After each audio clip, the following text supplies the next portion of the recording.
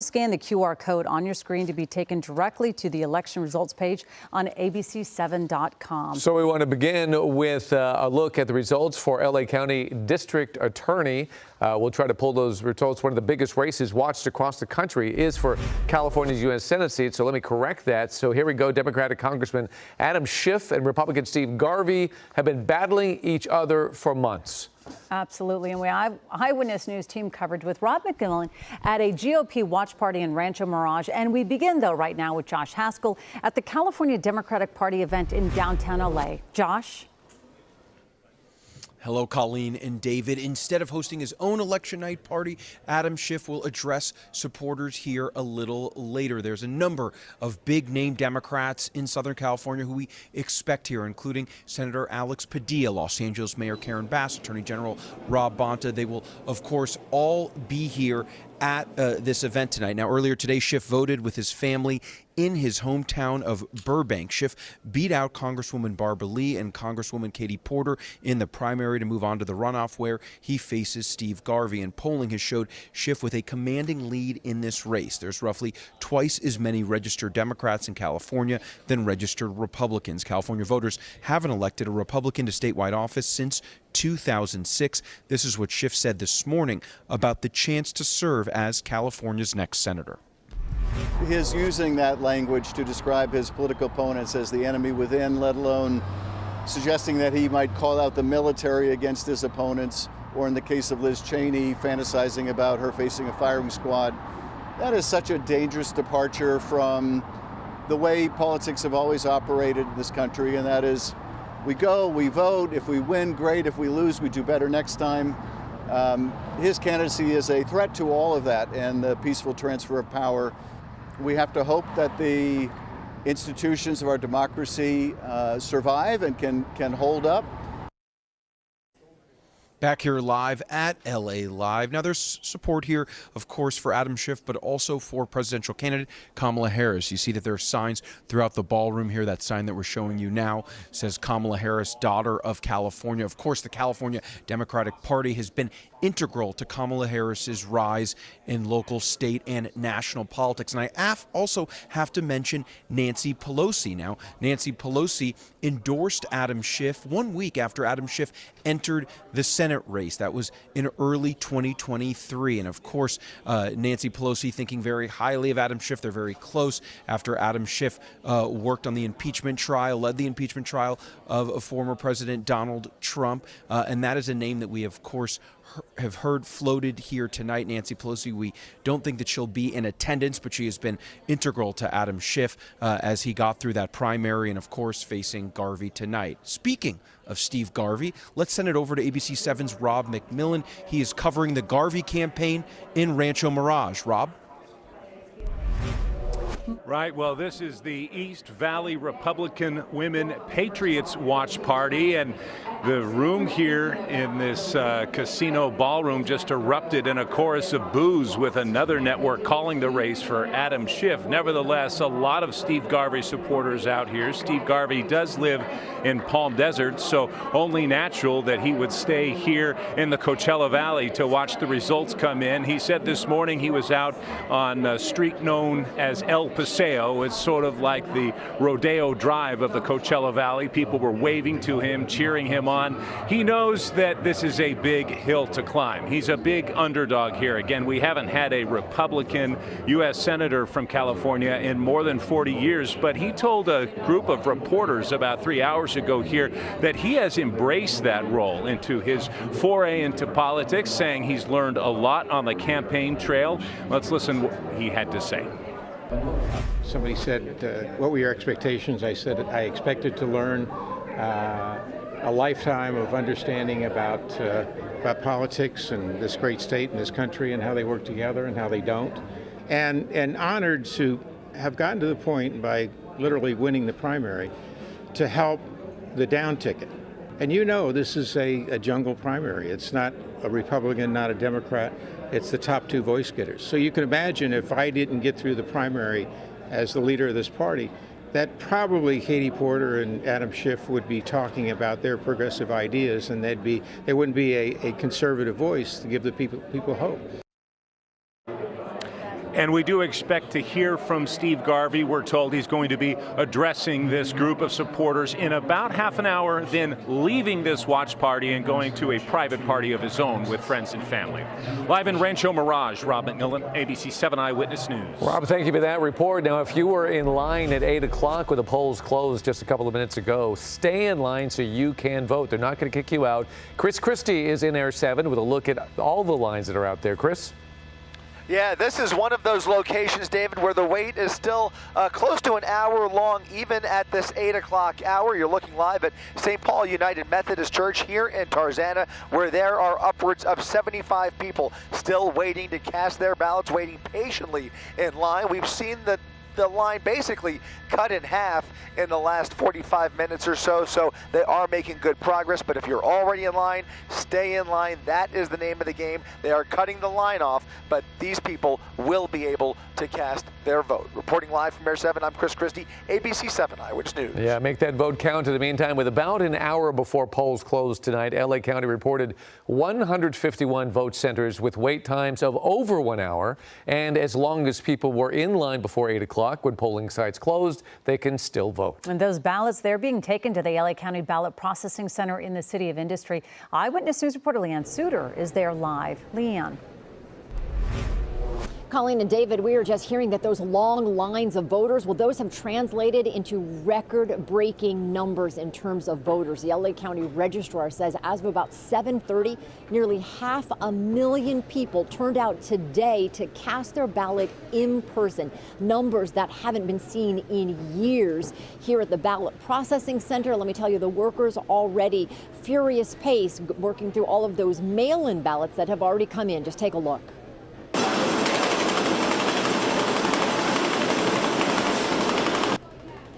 Yeah, that has been the scene throughout the day today for nearly 1.8 million vote-by-mail ballots that have come into the ballot processing center here. It is a state-of-the-art, self-contained processing center. Now, when those ballots first come in, they go through 2 rounds of signature verification. Then they are moved over to extraction, where they will be separated and then sent in to be tallied, counted up. Those election results expected to come in likely within the next half an hour or so. Live in City of Industry, Leanne Suter, ABC7 Eyewitness News. Leanne, thank you for that report. We know it's quick. The polls just closed, but we already have ABC News projecting for the state of California that Kamala Harris will win California. Not a big surprise there. She is dominating the vote. We'll get some numbers for you in a second, but we want to let you know that ABC has projected Kamala Harris to win California. And we're going to take a quick break. You can get live election results by scanning the QR code on your screen to get ABC7.com. You can also go to election night updates with the ABC7 Los Angeles app. And we'll be right back.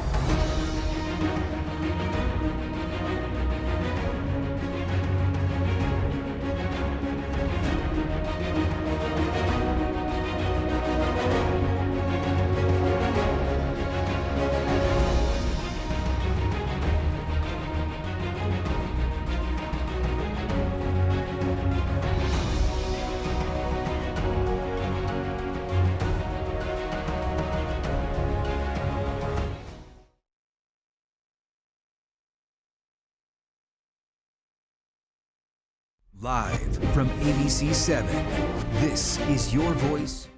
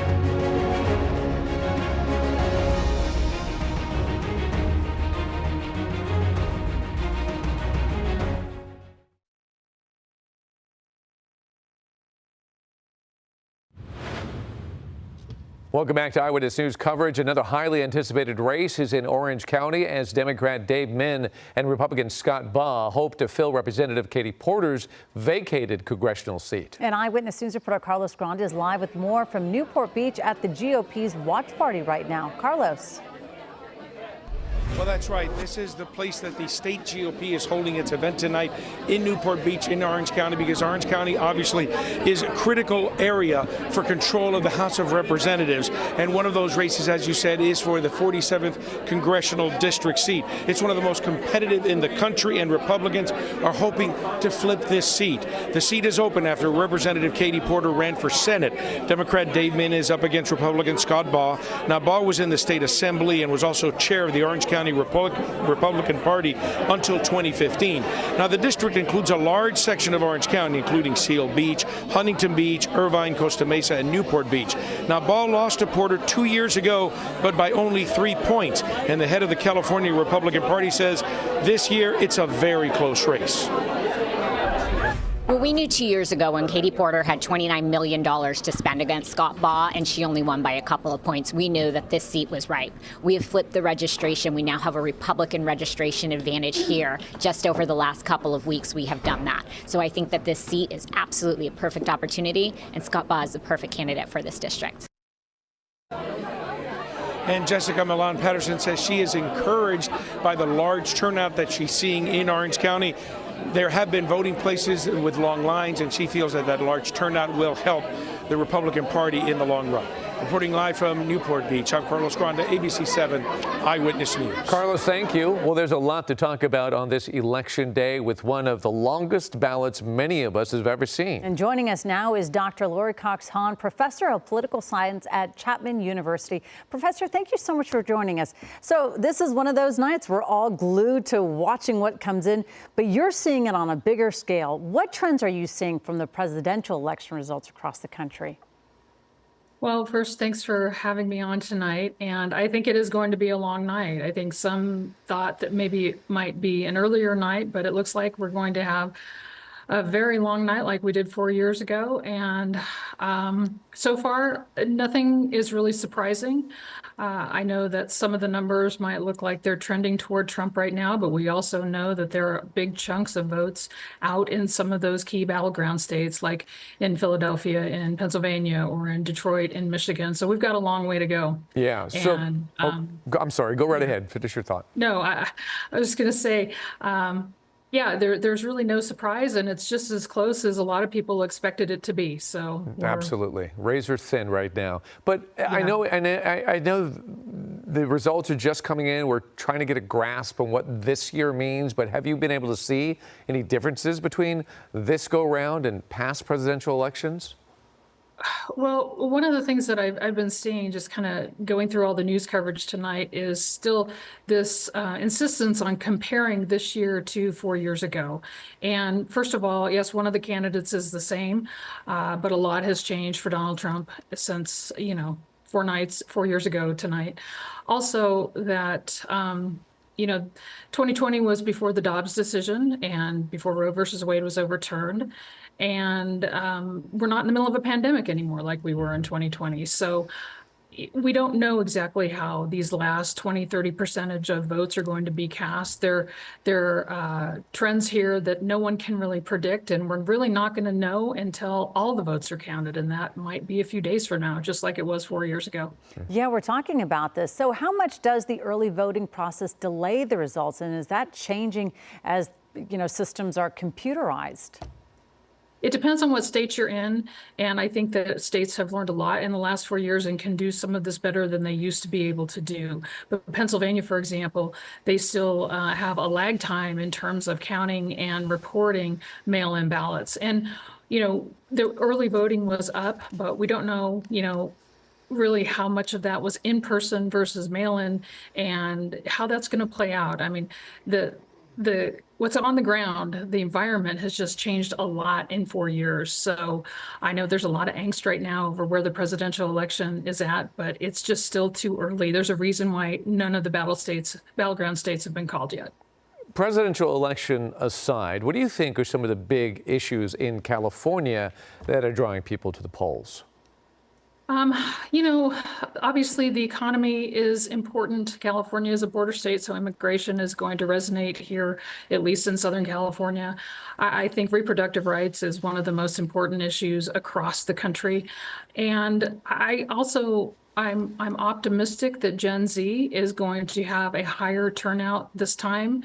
And, you know, I think they're going to make their voices heard. It's anecdotal for me, but I work on a university campus and I see a level of enthusiasm among Gen Z voters or college age students that I haven't seen in quite a while. And so I think, you know, in just the idea of democracy. And that's certainly on the ballot. The exit polls showed that earlier today. And I think that's certainly a very important theme in California and everywhere else. Yeah, absolutely. Well, it's very exciting to see all the college students really getting involved because we've seen across the nation. So that has been really wonderful to see. Thank you so much again, Dr. Lori Cox-Hahn, for joining us, from a professor at political science at Chapman University. We really appreciate you joining us tonight. And we're all going to be on pins and needles watching the results. Definitely. Great getting your insight. Thank you. All right, we have a projection now from ABC, another one that is not a huge surprise, but as you can see, for U.S. Senate here in California, Adam Schiff is being projected as the winner by ABC. He so far has 59.3% of the vote, compared to Steve Garvey, the former Dodger, with 40.7%. All right, well, we're seeing more results coming in from today's election. Jory Rand joins us now to show us a look at some of the more important races to watch. Jory? Yeah, well, thank you, guys. All due respect to the professor, I think we are seeing some surprises on the national scale here. This is where we stand. These are the races that have been projected by ABC News. Donald Trump has 214 electoral votes and Kamala Harris has 165. There are the swing states still to be called, and they likely won't be called until tomorrow or later. But some questions going on tonight. Why haven't states like Maine and New Hampshire and New Jersey and Virginia, have they not been projected yet to go to one side or the other? These were expected to go to Kamala Harris pretty early in the night. You look at two states like Virginia and New Jersey. New Jersey, Joe Biden won by about 14 points 4 years ago. It is a 6-point race right now that Kamala Harris leads. Virginia is a 2-point race. That went to President Biden, and that went to Hillary Clinton 8 years ago in 2016. So even when Donald Trump won 8 years ago, Virginia still went to Hillary Clinton. It's a 2-point race, very close, has not been called yet. These are states that I think that Kamala Harris and the Democrats thought they would get. So here's what we have. The swing states is what we thought would happen. Best case scenario for Kamala Harris was going to be get the blue wall. Wisconsin, Michigan, Pennsylvania. You pick up North Carolina and Georgia. You pick up Arizona and Nevada, and you have 318 electoral votes. The other way, if Donald Trump picks up these, he takes down the blue wall as he did in 2016. He wins in the South. He wins in the Southwest, and it is Donald Trump with 311, and he picks up a couple votes here in Maine and Nebraska. So that puts him up to 313. That is clearly closer to what we're seeing here, but it's a long way to go. If we're talking what else we're looking for in California, we look at the House. Right now, Republicans have control of the House of Representatives. That could flip due to 5 races here in California. We have CD 27, Mike Garcia taking on George Whitesides. Garcia beat Christy Smith 3 times in the last 4 years. We slide down here to Orange County. We have 30, 40 and 41. Young Kim, 41. Ken Calvert and Will Rollins, and then 45. This is Michelle Steele, and 47. That's the Scott Ball, Dave Min race in Orange County as well. So a lot going on. Presidential race looks very close right now, and we'll see what happens in the House of Representatives, guys. Absolutely, Jory. You're always good at that. We always count on you every election, so thank you. We are going to take a quick break. Make sure you have the ABC7 Los Angeles app to get any election night updates. And scan the QR code on your screen to go directly to the election results page of ABC7.com. We'll be right back.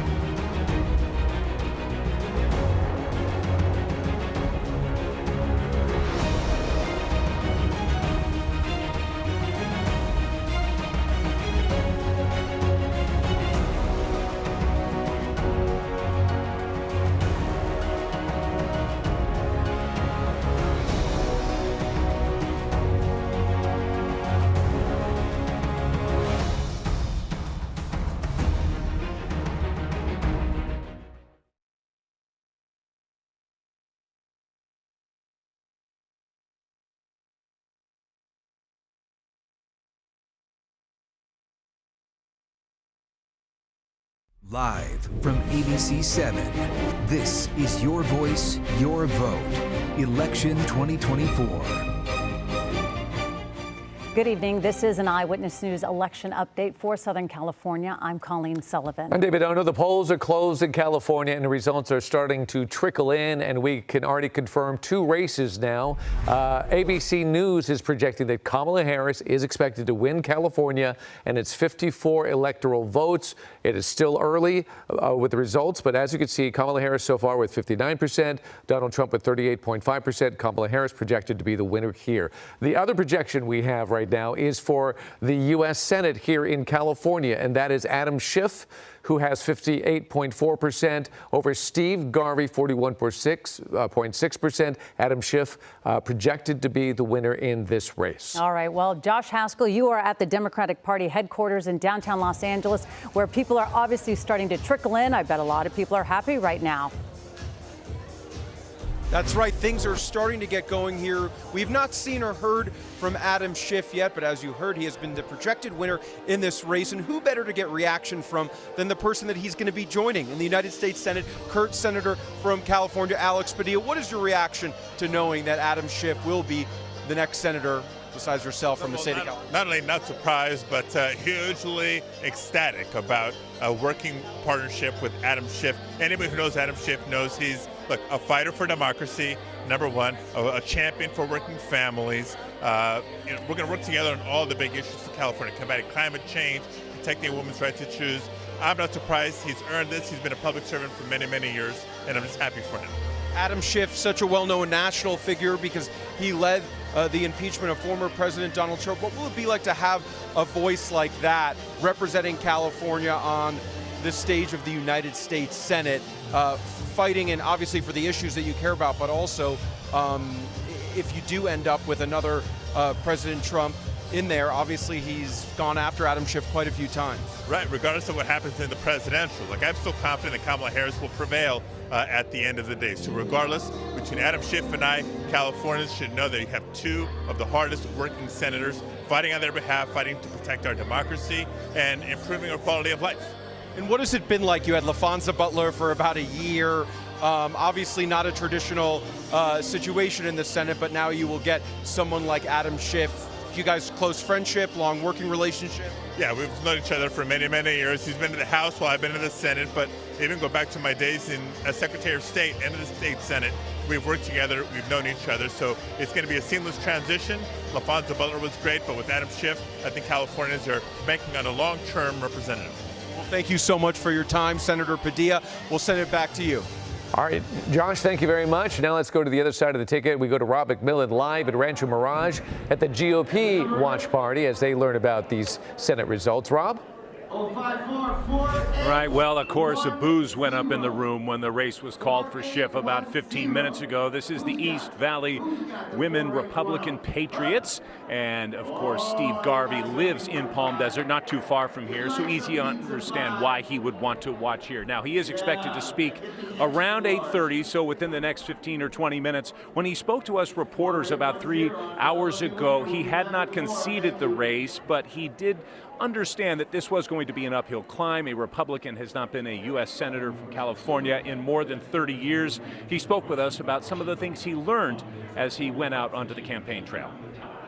Somebody said, what were your expectations? I said, I expected to learn a lifetime of understanding about politics and this great state and this country and how they work together and how they don't. And honored to have gotten to the point by literally winning the primary to help the down ticket. And you know this is a jungle primary. It's not a Republican, not a Democrat. It's the top two voice getters. So you can imagine if I didn't get through the primary as the leader of this party, that probably Katie Porter and Adam Schiff would be talking about their progressive ideas, and there wouldn't be a conservative voice to give the people hope. And I also asked Garvey about the difficulty in threading the needle, so to speak. Here in a blue state like California, a Republican running for the U.S. Senate, he actually kept his distance somewhat from former President Trump. He did not endorse Trump. Trump did not endorse him. At our debate that ABC7 hosted a month ago, he did agree with many of Trump's policies, with a couple of exceptions. For example, tariffs. He's not in favor of across-the-board tariffs, more like targeted tariffs toward perhaps China or Mexico. So certainly some changes between him and the way former President Trump feels. He is expected to speak in about 30 minutes or so. If we have that, we'll bring it to you. Live in Rancho Mirage, Rob McMillan, ABC7 Eyewitness News. All right, Rob, thank you very much. And we'll bring you updates on our local races all evening here on ABC7. Scan the QR code on your screen to get to the ABC7.com election results page and download the ABC7 Los Angeles app for live election updates. So right now, we will send you back to special ABC News election night coverage. We'll see you back here for any local updates in about a half an hour.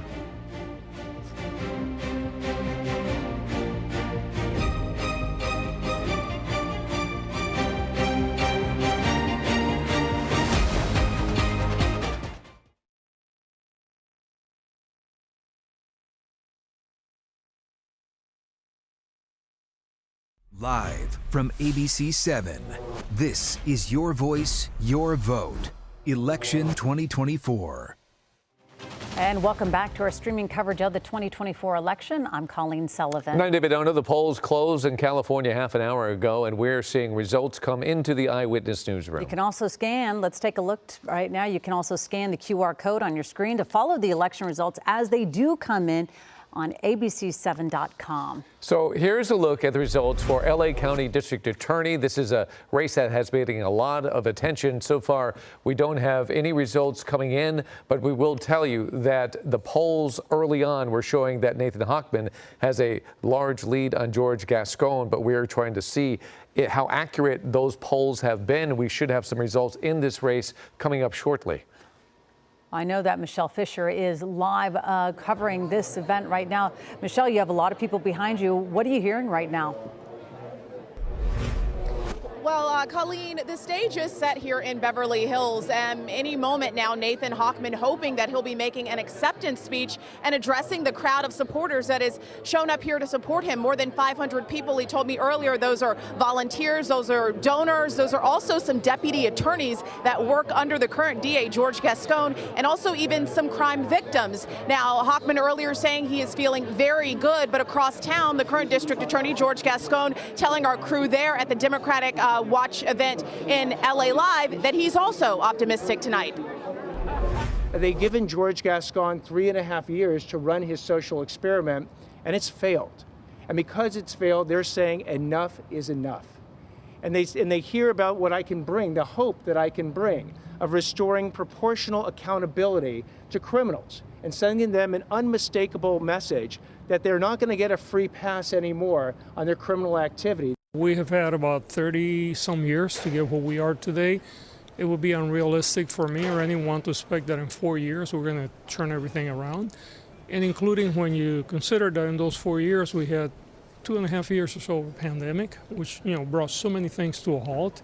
So definitely, in order for this work to be able to continue to develop, we would need more time. So speaking with some of the people here at this event tonight, they told me they think that 3.5 going on 4 years is more than enough time, and yeah, they're ready to see change now. Also, Nathan Hochman saying earlier that it's not only about those past 3 years, but it's also about the future. LA needing to get crime under control before those big events we have coming up, the Olympics and the World Cup, for instance. Of course, we'll continue to keep an eye on things here, and as soon as we hear from Hochman on this stage and have more results, we'll give you a live update here. For now, we're live in Beverly Hills. I'll send it back to you all in the studio. All right, Michelle, thank you very much for that live report. Let's take a look at some more numbers here. LA City Council District 14. This is one that's very closely being watched tonight. Incumbent Kevin De Leon.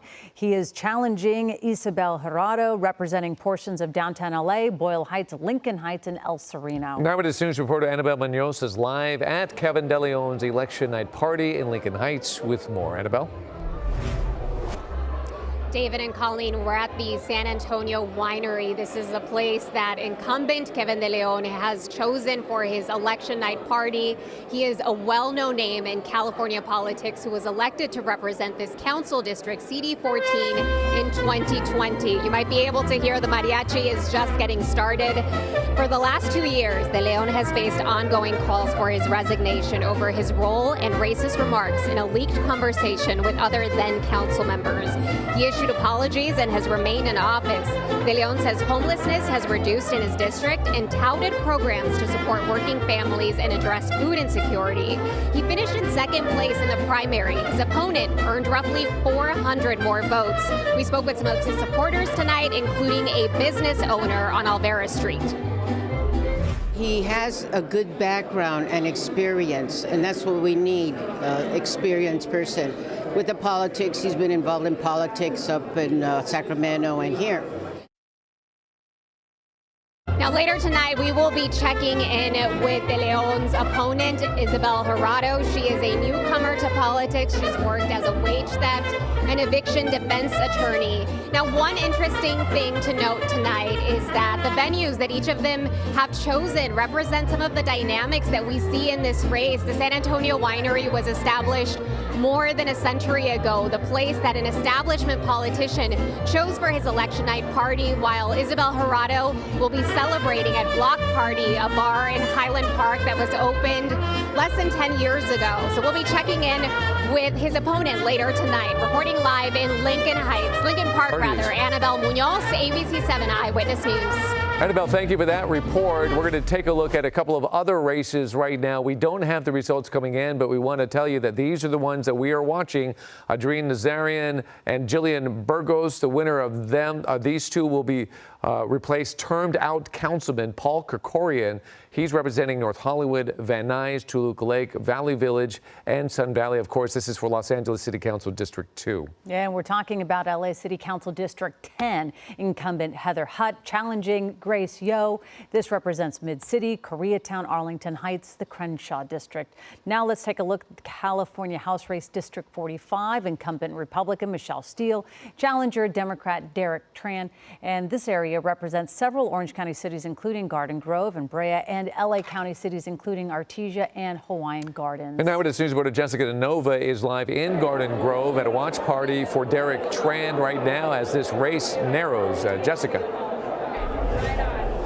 A very tight race here for California's 45th Congressional District. We're getting a first look at results across the nation. Now here in Orange County, according to the Register of Voters website, updated just after 8, Vice President Kamala Harris coming in ahead at nearly 54%, former President Donald Trump with 38%. That's for ballots counted so far. To give you a look at how voters in Orange County are voting. Now, here at Derek Tran's watch party, supporters of the Democratic candidate for California's 45th district cheering just minutes ago after hearing an announcement that Tran is up so far by 2,500 votes. He's up against Republican incumbent Michelle Steele, who is looking to fill the seat for a third term. Steele at her own watch party in Buena Park now, declining an interview with Eyewitness News. According to numbers in by the OC Register of Voters, turnout so far is at just more than 38% for the county, with just more than 700,000 ballots counted. Tran telling us at the start of the evening about the changes he'd make if elected to this congressional seat. There's a lot of issues that people are concerned with, the economy, Roe v. Wade. We got to make sure that reproductive health care is protected. That's something that I take very seriously, and I want to make sure we codify. Again, a very tight race with more ballots left to be counted. Derek Tran with nearly 51% of votes so far. Michelle Steele at 49%. Next update expected on the OC Register of Voters website. In just about an hour, we'll have all that for you on ABC7.com. Reporting live in Garden Grove, Jessica DeNova, ABC7 Eyewitness News. Jessica, thank you. Well, now let's go back over to Jory Rand, tracking the election results as they come in. Jory. Yeah, let's talk a little more about the House. Here's the race that Jessica was just talking about. Michelle Steele taking on Derek Tran. 2 years ago, when Michelle Steele won her second race, she beat Jay Chan about 10.5 thousand votes.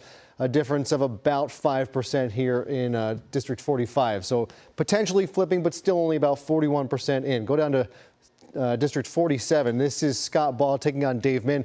This is the Katie Porter seat that she had to resign her seat or effectively not run again as she ran for state senate. That she wound up losing to Adam Schiff.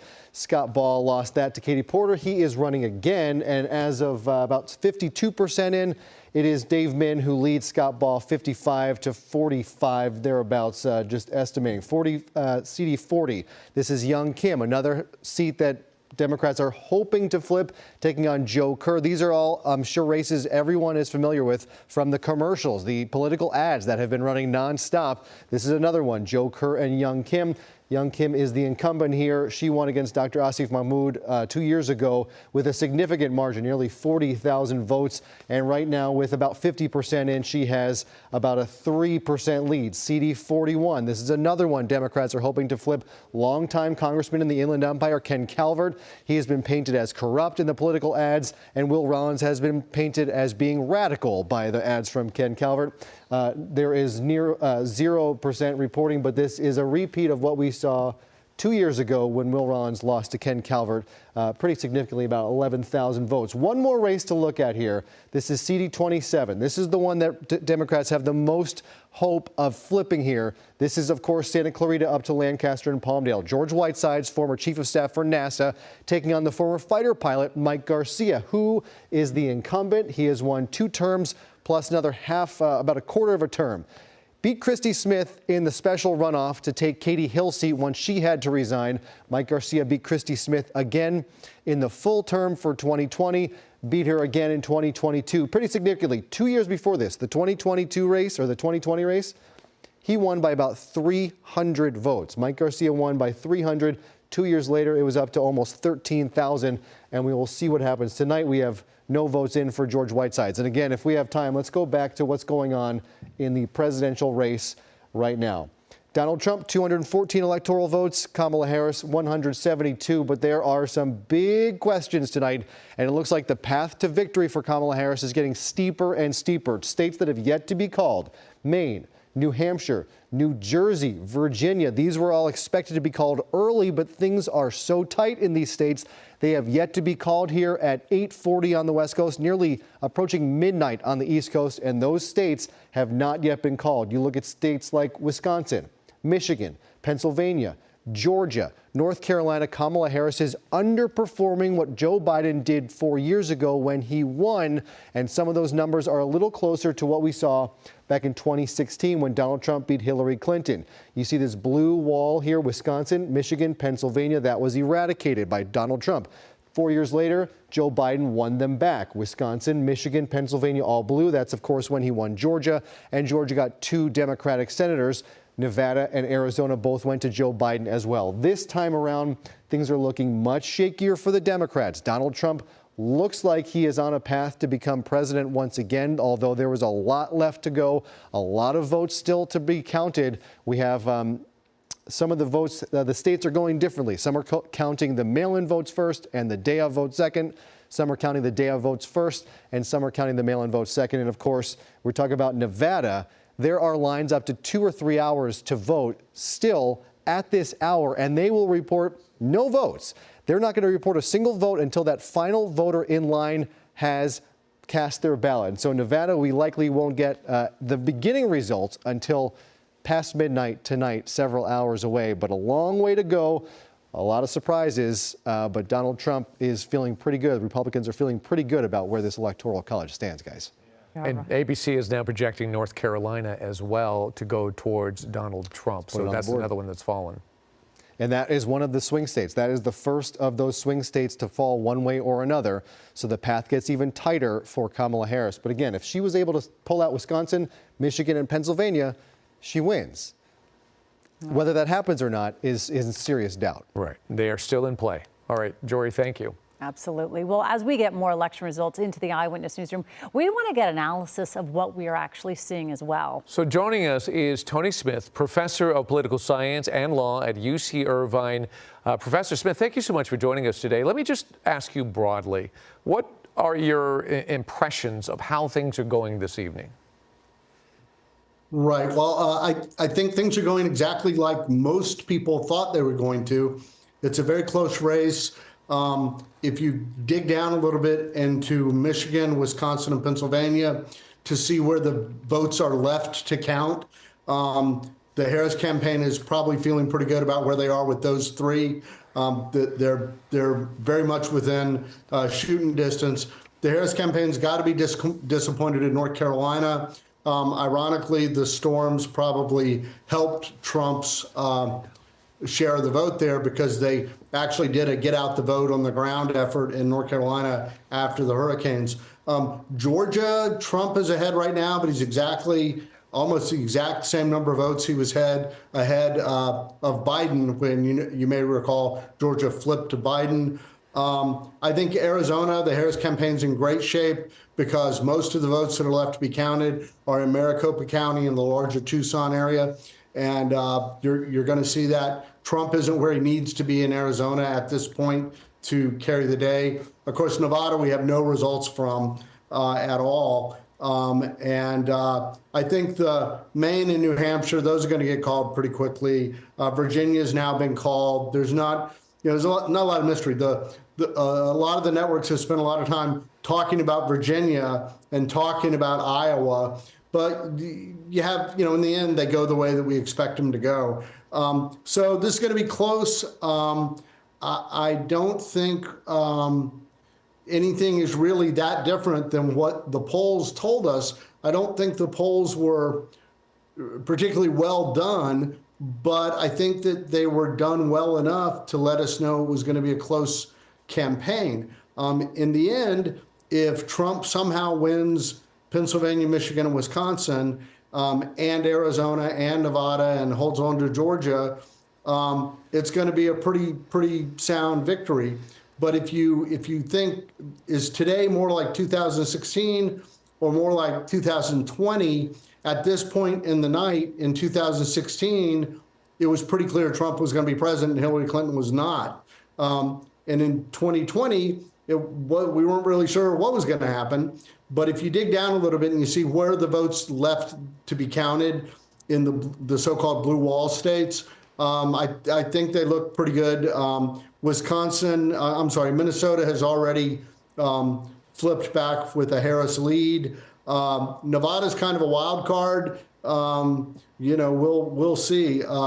The closeness of the race in Virginia is probably attributed to how important it is to have a governor of your own party, because they can do things like choose how many voting machines are in one precinct or another and how long do people have to wait. There was a school district in Pennsylvania that was acting as a voting location, and the superintendent of schools there is a Republican and an advocate for Trump. So he was testing the fire alarm at the school where the votes were happening every 15 minutes. So a court intervened and told him, you got to stop that. You can't do that. But your governor can matter a lot. And in Virginia, there's a Republican governor. They stripped maybe 100,000 people in the last 2 weeks off the voter rolls. Obviously, all of those wouldn't have voted, but maybe 50,000 of them would have. And who knows how they would have voted, but they weren't stripping people out of Republican districts in Virginia. So I think we have a long night ahead of us still.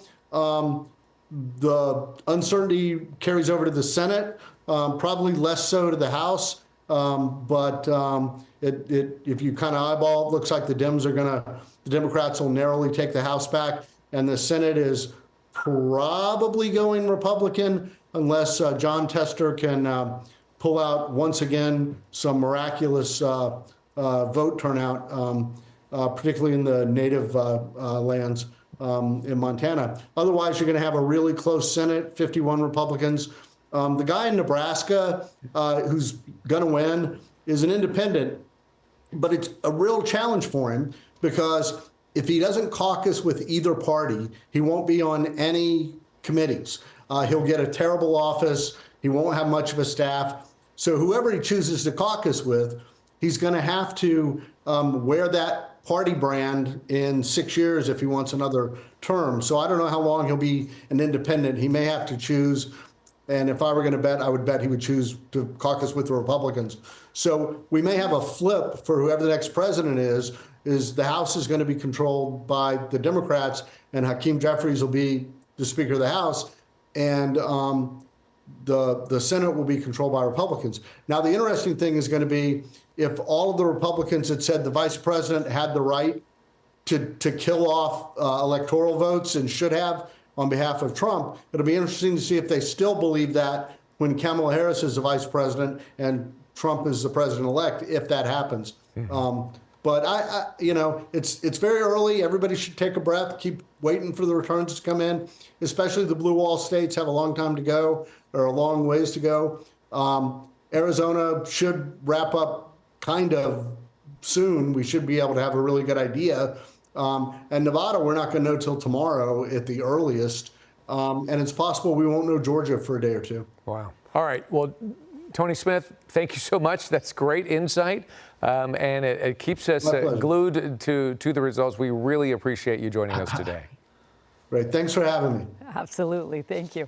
Okay, well, turning now, many California Democrats, they are gathered right now at the JW Marriott in downtown LA. And that's where our Josh Haskell is to continue our election night coverage. Josh? David and Colleen, a festive atmosphere here as the race for United States Senate has been projected for Democrat Adam Schiff. Take a look, this party starting to fill up here at LA Live. This is where Adam Schiff will address his supporters just a short time from now. A lively crowd watching returns here, not just for the Senate race, but also for some of the congressional races. And for reaction of what all this means for the California Democratic Party, I want to bring in the chair of the California Democratic Party, Rusty Hicks. Thank you so much for joining us. Rusty, what is your reaction to the news that Adam Schiff will be the next senator joining Alex Padilla from the state of California?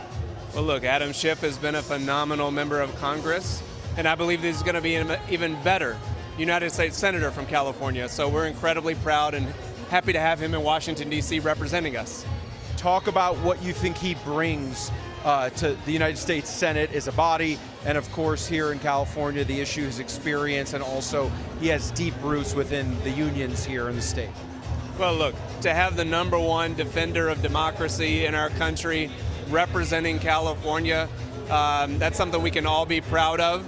He's been leaning into and supporting the issues that affect middle-class Californians year after year after year, and he'll continue to do that in the United States Senate.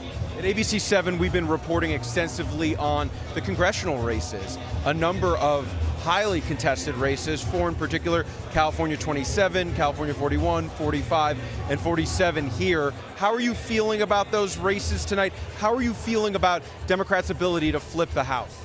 Well, I think we know that the future of the House rests in and runs through California. That's why we've invested month after month after month doing the hard work that it takes to win. And so I feel like we've done the work, and I hope to see the results tonight. Well, thank you so much for your time, Rusty Hicks, chairman of the California Democratic Party. And of course, when Adam Schiff does arrive here, we have not seen him yet, but when he does arrive and address supporters, we will, of course, bring you his remarks. Reporting live in downtown LA, Josh Haskell, ABC7 Eyewitness News. Thank you, Josh. And now to the other side of the ticket, Rob McMillan is at the GOP watch party in Rancho Mirage with reaction there. Rob? Well, a lot of cheering tonight as more and more states get called for former President Trump. In fact, some of the only boos, well, that went up about half an hour ago when the race was called for Adam Schiff. We have yet to hear from Steve Garvey. He is expected to speak to the crowd here sometime soon. He did speak to us reporters about 3 or 4 hours ago about some of the things he's learned making his way out onto the campaign trail. Again, this is his first foray into politics. He also talked about the difficulty running as a Republican in a blue state like California. I asked him specifically, are you trying to distance yourself from former President Trump? And he did not answer that directly, although we do know that he did not endorse Trump. Trump did not endorse him. He just pointed to what he calls his mentor in politics, Ronald Reagan, saying that he's in favor of so many of those policies, small government, lower taxes, that kind of thing, and he's hoping that message would resonate with voters. So far, it appears it did not, but he did point to a silver lining. We all know about California's jungle primary, and he was happy to at least have a Republican on the top two names at the end of this. He thinks he may have helped some down ballot races. Reporting live in Rancho Mirage, Rob McMillan, ABC7 Eyewitness News. All right, Rob, thank you. And you can cast your ballot on many important issues in today's election. Let's go back to Jory Rand for a look at more election results. Jory? Yeah, so they called Virginia for Kamala Harris. It had been a 2-point lead for Kamala. It went up to 4 points. New Jersey still has not been called. That was a 6-point lead for Kamala Harris. That's down to a 4-point lead. So something is happening. Some of the boroughs of New York City also going drastically towards Donald Trump in a way we hadn't seen in the last 2 elections, really in elections for a long time. So something out there is happening that's going towards former President Donald Trump. If you want to look at how this could play out, we can give Minnesota to Kamala Harris. One swing state, North Carolina, has already been called. If we give Donald Trump Georgia, if we give Donald Trump Arizona and Nevada, he's only at 267, so 3 electoral college votes short of winning. If Kamala Harris is still able to keep that blue wall, Wisconsin, Michigan, Pennsylvania, she would be at 269. She picks up a district in Maine, and there you go, up to 270. She would be the next president of the United States, but she's trailing in Pennsylvania. The numbers are not looking good, but still, once again, guys, a lot of votes still to be counted. Absolutely. It's going to be a long night, Jory. Thank you. We're going to take a quick break, and you can get live election results by scanning the QR code on your screen to get to ABC7.com. You can also get election night updates with ABC7 Los Angeles app. We'll be right back.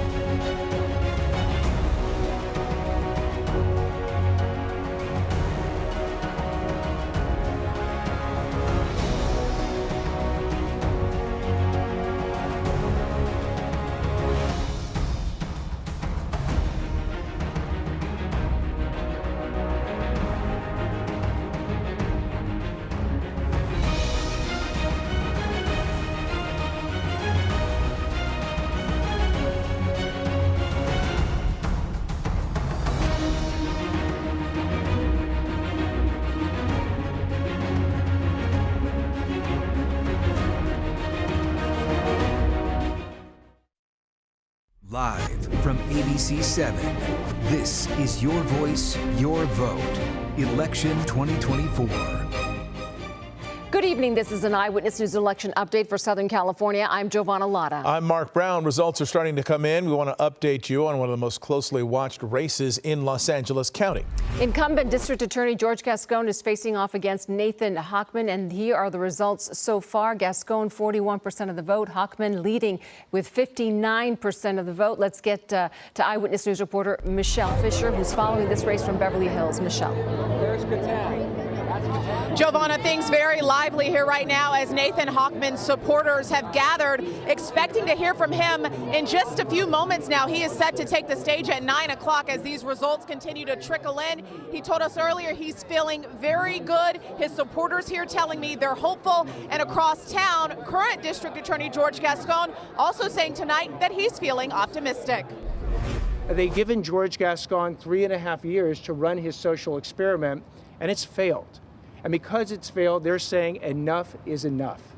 And they hear about what I can bring, the hope that I can bring of restoring proportional accountability to criminals and sending them an unmistakable message that they're not going to get a free pass anymore on their criminal activity. We have had about 30 some years to get where we are today. It would be unrealistic for me or anyone to expect that in 4 years we're going to turn everything around. And including when you consider that in those 4 years we had 2.5 years or so of a pandemic, which brought so many things to a halt. So definitely, in order for this work to be able to continue to develop, we would need more time. And in this crowd, donors and supporters, but also some crime victims and even deputy attorneys who work under the current DA. Now, this event is, again, started about an hour and a half ago, and in any moment now we are expecting to hear from Nathan Hochman as these results continue to roll in. We'll be keeping an eye on it for you. Live in Beverly Hills, I'm Michelle Fisher, ABC7 Eyewitness News. Michelle, thank you. And now to other results. The California Prop 32, this one raises the minimum wage. You see the numbers there. Support for it is at 49%, 51% voting against Prop 32. All right, Prop 33, this would basically expand the local government's authority to enact rent control without interference from the state. That's what a yes vote would mean. Right now, the no's are really ahead here. This is a 2-to-1 margin, 64 to 36% on Prop 33. Proposition 34, this would be a companion to Prop 33. It would restrict the spending of prescription drug revenues by certain healthcare providers. Opponents say it basically targets the AIDS Healthcare Foundation because it's one of the sponsors of Prop 33. Right now, the yeses in a narrow lead, 51 to 49%. And we'll bring you updates on our local races all evening here on ABC7. Scan the QR code on your screen to get to the ABC7.com election results page, and you can download the ABC7 Los Angeles app as well for live election updates. Right now, we're going to send you back to special ABC News election night coverage. See you back here in a few minutes.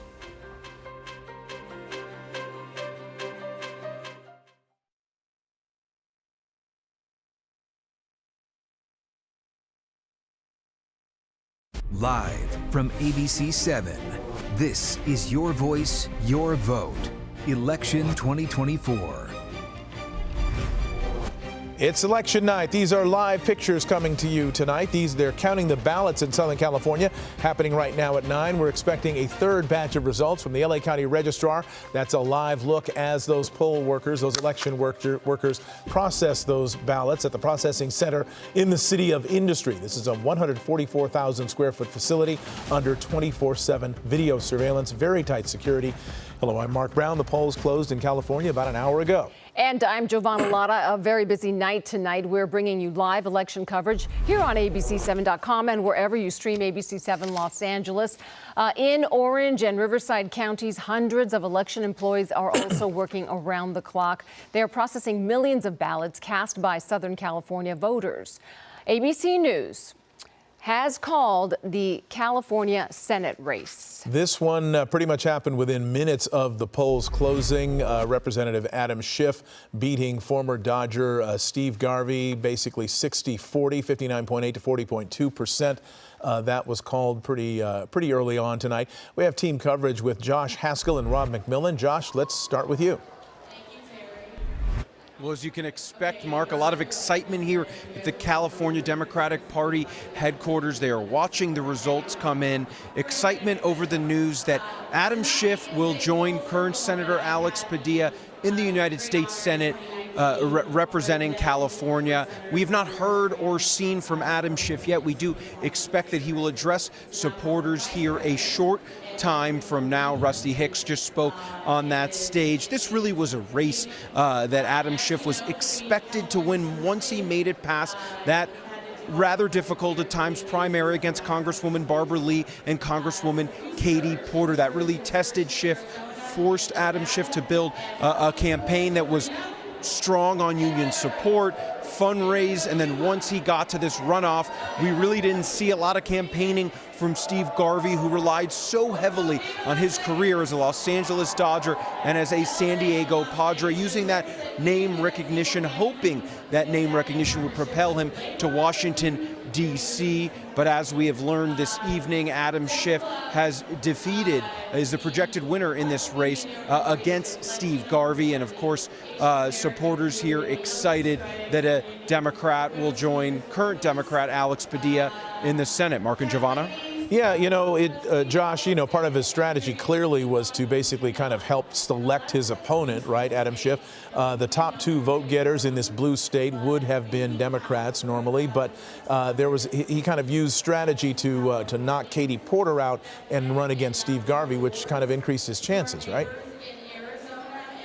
Yeah, and that strategy was not welcomed by Barbara Lee or by Katie Porter. It really angered Katie Porter that a month out from the primary back in March, Adam Schiff was running ads against Steve Garvey before he even knew that Steve Garvey was going to be his opponent. And I remember interviewing Katie Porter and her telling us that not only did she think that that was the wrong approach, but she also felt like it was boosting Steve Garvey to move on, and that it really should have been a Democrat versus a Democrat to really push Adam Schiff when it came to this runoff. But in many respects, Adam Schiff kind of coasted to winning this election. Steve Garvey, I can think, only had a few public events, was really fundraising much of the time, running a few ads, and it was really Adam Schiff, Mark and Giovanna, that was not only able to campaign on the weekends out here, but he also started campaigning with members, representatives running for Congress. So when you are that confident in your chances in the Senate race and you're doing get out the vote events with some of the folks running for Congress in the Democratic Party here in California, that's a sign you're feeling pretty good about your chances. The last month, I covered Adam Schiff appearances, and every single time they were with people like Derek Tran in Orange County, George Whitesides running in California 27. So that was really what was happening. But I also know that my colleague, Rob McMillan, he has been covering the Garvey campaign. He is in Rancho Mirage. Let's send it over to Rob. As more and more states get called for former President Trump. However, some of the only boos that we heard go up were for when Adam Schiff had the race called for him. That happening about an hour ago. A lot of Steve Garvey fans out here in the Coachella Valley because, of course, Steve Garvey lives in Palm Desert. That's right next door to Rancho Mirage here. He said this morning he was out on El Paseo. That's like the Rodeo Drive of Palm Desert. Lots of upscale shops. He was walking along the sidewalk. People were cheering him on, saying, go get him. He has used a number of baseball analogies as he's worked his way through the campaign trail. He says he has no more want than to be there in the bottom of the ninth with the bases loaded, down 1 or 2 runs against a top name pitcher. And he kind of said that's what this race felt like. He knew it was going to be an uphill battle running against Adam Schiff. If you look over the past 30 years, it's been longer than that since we had the last Republican as a U.S. Senator from California, more than 30 years. So he knew that it was going to be an uphill battle. When he started this race, there was a lot. he said he quite honestly didn't know about the political process and a lot that he has learned along the way. I asked him about the difficulty of being a Republican running in a blue state such as California, what he was going to do with former President Trump, whether he was going to lean into Trump and his policies or try to distance himself from those policies. And while he didn't answer that question directly, he did say that he looks back to his mentor, Ronald Reagan, and those were some of the policies that he wanted conservatives to have a voice in here in California, especially when it comes to lower taxes and small government. Mark, as you and Josh were talking about the shift strategy, if you will, to try to get Katie Porter out of this race and bring in Steve Garvey, that may very well have helped Adam Schiff, but Steve Garvey brought up the fact that him being in the race probably helped out a lot of Republicans further down the ballot. So perhaps some silver lining there. We are expecting Steve Garvey to speak at this watch party in any moment. When that happens, we'll give you a signal and try to bring that back to you live. Live in Rancho Mirage, Rob McMillan, ABC7 Eyewitness News. All right, Rob, thank you. We will go back as needed. The numbers still coming in. So far, the office of the LA County Registrar, Recorder, County Clerk showing 35.15% of registered voters went to the polls today. All the ballots are taken to the Ballot Processing Center in the City of Industry, and that's where we find Eyewitness News reporter Leanne Suter with the latest. Leanne. All right, bye. Giovanna and Mark, we are being told by the LA County Registrar that today was a record breaker in terms of the number of people who turned out to vote in person. They say that nearly 500,000 people came out today to cast their ballot in person. That is more than they have seen in more than a decade. They say it is a tremendous turnout.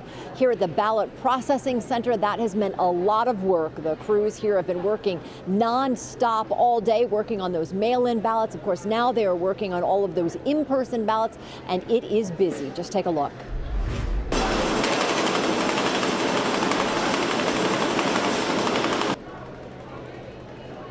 Yeah, that's been the scene throughout the day here. Nearly 1.8 million vote-by-mail ballots came into the processing center even before the ballots from today began to arrive, all of them coming to the new state-of-the-art self-contained processing center here for the LA County Registrar here in the City of Industry. And this is how the process works. When the ballots come in, they go through 2 rounds of signature verification. Then they are moved over to extraction, and that's where the ballots are separated from the voter's identity, that outside envelope, to ensure that it is an anonymous ballot. It is then moved over to the tallying center where it's put through the system to be counted throughout this election. Now, there has been a lot of rhetoric about ballot integrity and safety. The LA County Registrar says that they take election security extremely serious and say that they have taken all steps to ensure that everything is safe. And again, we are being told that this election has seen record-setting turnout for day of voting. It is clear that a lot of voters are choosing to vote today on Election Day, and that activity has been consistent across the vote centers all day today. Back live now here at the Ballot Processing Center. You can see the workers here. They're all waiting for the next round of ballots to come in. It kind of comes in waves as they're brought in from those more than 600 voting centers all across LA County. So we're waiting for the next round of ballots to come in. Again, I can see them working on some of them in the signature verification center, but then they've got to move here to the next step, which is the extraction process. Let's go back to those numbers just for some comparison. According to the LA County Registrar, they say in 2020, they had 340,000 people turn out to vote the day of the election, on Election Day. Comparison this year, they say they have seen close to 500,000 people. That is tremendous. Last go around, the voter turnout ended up being about 78%. They say it is likely we could see that number even higher this go around. They're going to have to wait until they really bring in all the numbers from all of those vote centers. But they say there certainly has been a tremendous interest from people being able to go in and cast their ballot in person today. Really astounding numbers. But again, the counting process continuing here in the City of Industry. Live in the City of Industry, Leanne Suter, ABC7 Eyewitness News. All right, Leanne. And what about the security there in terms of you know, the measures are pretty draconian in terms of the level of security that they have at that counting facility? Yeah, there's actually so many levels set up, Mark. Simply outside of this building, they have the mobile command post from the... I want to acknowledge my opponent, Steve Garvey. I know it's not easy to be a candidate for any office. It's hard on you, it's hard on your loved ones, and I wish him well. And I join him in celebrating the Dodgers' amazing win over the Yankees. Tonight, I am especially grateful to the millions of Californians who put their faith in me. I also find myself thinking about Senator Dianne Feinstein, who was a friend and mentor, and as long as I knew her, she was a giant in the U.S. Senate. Nobody will be able to fill Dianne's immense shoes, but her memory will be my guide. And tonight, I am so humbled to be your next United States Senator. Thank you, California. I will spend every day trying to repay the trust that you have placed in me by serving this golden state with all of my heart and soul. Thank you, California. Tonight is going to be a very long night. We won't know the result of every race. We will need to be patient. And whatever the result of the presidential race, we know there will be serious challenges facing the state of California and the country. Regardless of the outcome, regardless of the way people may have voted, I want to make one thing clear. As your senator, I am committed to standing up for every Californian. I am committed to taking on the big fights to protect our freedoms and to protect our democracy. California will continue to be at the forefront of progress, the bulwark of democracy, the champion of innovation, and the protector of our rights and freedoms. We are a big, beautiful, diverse, and generous state. We look out for each other. We stand up for each other. We extend our hands to lift up each other. We celebrate and appreciate our different backgrounds and cultures. I've seen it firsthand. From the first day I launched this campaign to the visits I've made to nearly every corner of the Golden State. From meeting with local leaders in the border community of Calexico to seeing the restoration of redwoods north of Willits, I've met the most amazing people all across California.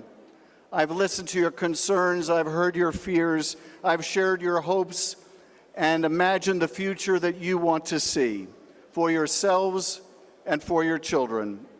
And because of this, every day I woke up energized and hopeful. In Bakersfield, I met with entrepreneurs who turned their passion into successful small businesses that had lifted up their communities. In Salinas, I heard from farm workers who toiled in the fields from sunrise to sundown, rain or shine, to ensure that families across the country had food on their tables. In Oakland, I felt the joy and energy of an early morning service at the Allen Temple Baptist Church. In Merced, I sat down with college students and heard about the careers they were building for themselves. In Lakewood, I saw firsthand the hard and rewarding labor of child care providers. I witnessed their patience, their kindness, and the love that they bring to their work. Our state has its struggles, like every state, but none are insurmountable because we are the Golden State and we get big things done. And my promise to you is that I'm going to deliver on day one, week one, year one, and keep on delivering for this amazing state. Because together there is no challenge that we cannot overcome. We leave no community behind. We do not stop, we do not rest until all our citizens have a safe place to live, clean water to drink, clean air to breathe, safe neighborhoods to raise their children, good hospitals, clinics, and health care, and the best public schools in the world. In pursuit of this dream for all our people, I will not rest, California. In the Senate, I will be a champion and voice for all Californians, whether you voted for me or not, whether you live in the big city or a small county, whether you grew up here or came to America searching for a better life. We are going to build more affordable housing so that you aren't forced to choose between your rent and putting food on the table. We are going to ensure that our fellow neighbors do not have to sleep on the street. We are going to help hardworking families by lowering costs. We are going to fight tooth and nail to protect abortion access and defend democracy and our freedoms. We are going to bring resources and jobs back to the Golden State to create opportunity for all Californians. We're going to fight on behalf of our dream workers, our farm workers, our immigrant families, so they no longer have to live in the shadows. We are going to protect our planet, fight climate change, and bring good-paying green jobs here to California. It is a big task, I know, but we can do it because we are going to do it together. I am determined to fight every single day on behalf of this great state and its great people, and I am so thankful for your trust and your support, and I can't wait to do this job with you together. I want to thank my incredible wife, Eve, and yes, we are Adam and Eve. My kids, Lexi and Eli. Lexi's boyfriend, Eric, gets a shout out. My brother, Daniel, and his wife, Amy. My brother, David, and his family. My nieces and my nephews, and of course, the one the world revolves around, baby Maya. I could not have done this without your endless love and support, and it's so wonderful to get to celebrate with you tonight. Eve, I don't know where to begin, but this Adam would be lost without this Eve. I love you, and I'm grateful to you for your strength and love. Lexi and Eli, being your dad is my favorite job in the world. I love you, and I am so proud of you. And I also want to acknowledge my mother and father, Cheryl and Ed Schiff. While they're no longer with us, I wouldn't be standing here but for their love and guidance and support. My father lived to be 96. He passed earlier this year. And I so wish he could be here with us tonight. Dad, give Mom a hug and tell her I hope she's still not upset with me for not being a doctor. I also want to thank every volunteer and supporter who made calls, sent texts, knocked on doors, and chipped in a few bucks, because your hard work not only made this Senate race possible, but you are going to deliver the House of Representative majority to Hakeem Jeffries tonight.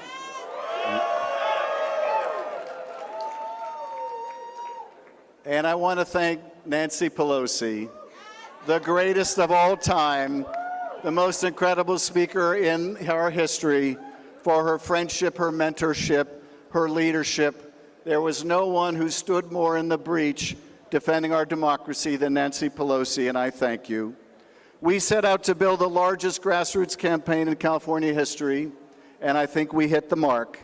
To my wonderful staff, I thank you. You are all dedicated public servants who have committed countless hours, nights, weekends to this effort, and this victory is also yours. To my wonderful, wonderful constituents in the 30th Congressional District who have supported me for over 25 years, I cannot thank you enough for your confidence and the honor of representing you. I hope that I have served you well and made you proud. And to my new constituents all over the state, whether you voted for me or not, I am committed to being a champion for every Californian in every corner of this wonderful state. California, I thank you for your trust. I am grateful to serve as your U.S. Senator. Now, let's get to work. Thank you, California. Thank you, everyone. God bless this state and country. Thank you so much. All right, you've been listening to Adam Schiff speaking live tonight on his Senate win against Steve Garvey, and Steve Garvey is speaking now. Let's listen in to him. and say, I want to work with you for the best interest of your state and my state in this country. And I hope Adam Schiff will have heard this. No, please. And that he will somehow, some way realize that maybe at this point in his life, that maybe Steve Garvey gave him the idea that he can make a difference. Now, that's why we live this life, is to give others inspiration.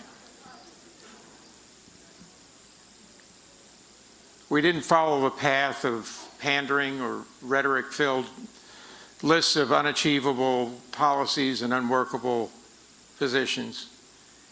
We took a stand on what impacted Californians.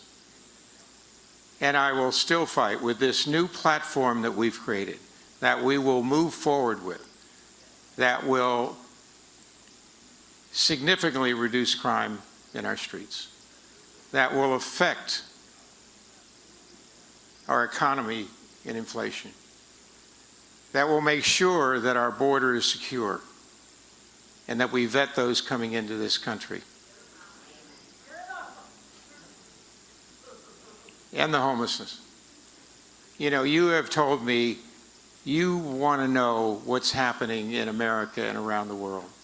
So we went to the border, and we went from the corner in Tijuana and San Diego to Jacumba and saw the illegal immigrants coming across and challenging our U.S. border.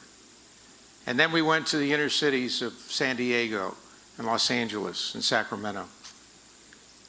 And when you get down on a knee and you look at these homeless people, they don't care whether you're a Democrat or Republican.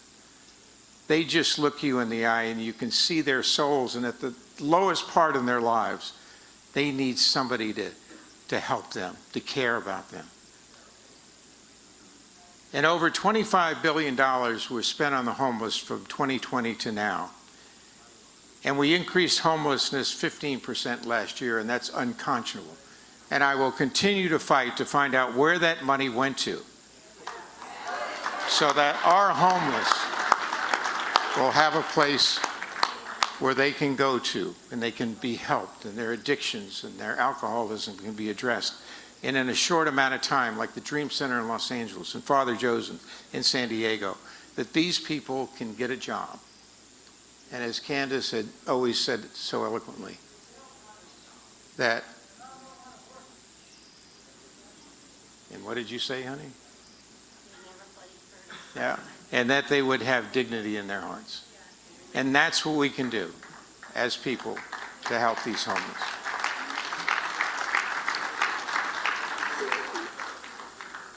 So going forward, I think that we've looked at a government that's turned a blind eye to the catastrophes that are happening. But when we announced on October 10th, as you know, 3 days before that, the Israeli war broke out. This is former Dodger and Republican Senate candidate Steve Garvey conceding that he has in fact lost to Adam Schiff. You heard from Adam Schiff just a few minutes ago. That race projected pretty much moments after the polls closed in California. Adam Schiff will be the next U.S. Senator from this state. We're going to take a quick break. You can get live election results by scanning the QR code on your screen to get to ABC7.com. Live from ABC7, this is Your Voice, Your Vote. Election 2024. Good evening. This is an Eyewitness News election update for Southern California. I'm Mark Brown. I'm Giovanna Lotta, and we begin with an update on a U.S. Senate race. Democrat Adam Schiff will likely be California's next senator. The U.S. representative is projected to defeat former professional baseball player and Republican Steve Garvey in the race to fill the late Dianne Feinstein seat. Schiff has served in Congress for decades, most recently representing California's 30th district. As more congressional races are called, we're keeping an eye on what all of this means for the balance of power in both the House of Representatives and the Senate. Jory Rand joins us now to show us a look at some of the important races we're watching. Jory. Coming into the night, Democrats, held the Senate. Republicans held the House of Representatives. Adam Schiff holds a Democratic seat. As far as the rest of the Senate, it is looking like this. Republicans picked up a seat in West Virginia. They have picked up a seat in Ohio. It looks like they are poised to pick up another seat in Montana. And some of the Democratic races are not looking great in places like Michigan and even Pennsylvania. So this could go even further.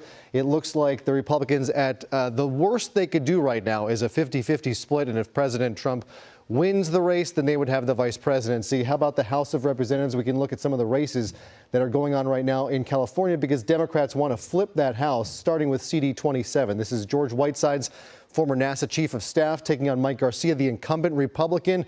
Just about 54% of the vote in. Mike Garcia holds a very slim lead, less than a point here. We can go down the races. 4 more here in Southern California. Joe Kerr, the Democrat, taking on the incumbent Young Kim with 50% in. He is trailing. Young Kim is winning. In CD 41 out in the IE, Will Rollins, this is a rematch of 2022. Ken Calvert, the longtime incumbent Republican, is trailing Will Rollins right now by about 7,300 votes. And 2 more. This is 45, Michelle Steele, the incumbent, trailing Derek Tran. And in 47, Scott Baugh, Dave Min. This is Katie Porter's seat down in Orange County. She had to step down to run for Senate. She lost that to Adam Schiff, who went on to win the Senate seat. Scott Baugh was the Republican who lost to Katie Porter, trying again. And right now with 52% in, trailing Dave Min 52 to about 45. So the Democrats have a long way to go. It looks like they have lost the Senate. They may have lost the presidency, though a lot of votes still to come, and they are working on 4 to 5 seats here in California, which if everything else held in the nation, guys, if the Democrats could pick up 4 seats in Southern California, they would take the House. But of course, we know the rest of the country is not going to hold as it did. There are some interesting things happening nationwide in large cities, especially. Donald Trump is overperforming in large cities nationwide. It's not what we expected to see coming into this evening. Typically Democratic strongholds. He is chipping into those leads. And right now, in fact, we can take a quick look at the electoral map. Right now, Donald Trump has 230 to Kamala Harris is 194. The swing states, the only one of the 7 to go so far is North Carolina, which Donald Trump took, although we still have yet to get calls from ABC News for New Jersey, New Hampshire, Maine, Minnesota. These are Democratic strongholds that we expected to be projected early in the night. They still have yet to be called here, and we're 12:30 on the East Coast. Still no vote. New Jersey particularly, it's a 4-point race. That's one that Joe Biden won by 14 points 4 years ago. Indeed. Joy Rand. All right. Thanks a lot. We're going to check back with you as needed. We want to check in now with Nathan Hochman, people say, what is your now making his speech agenda? regarding the DA's race in Los Angeles County. Day one is what you dream about. You literally, if you shouldn't run if you don't dream about your day one. So here's what it's going to look like. I will have the support of the over 750 deputy district attorneys, the over 200 members of the Bureau of Investigation, the hundreds of members of the support staff of the district attorney, because I believe in 2 common themes. One, that the greatest asset of a DA's office are the people and nothing else.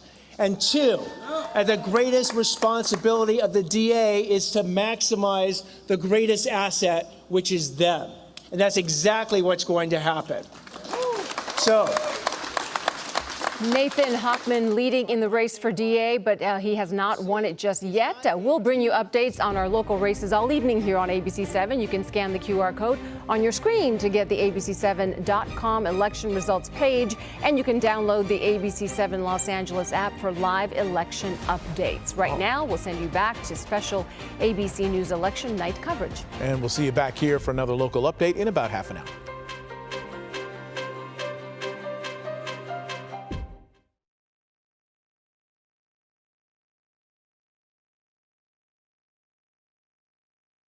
Live from ABC7, this is Your Voice, Your Vote, Election 2024.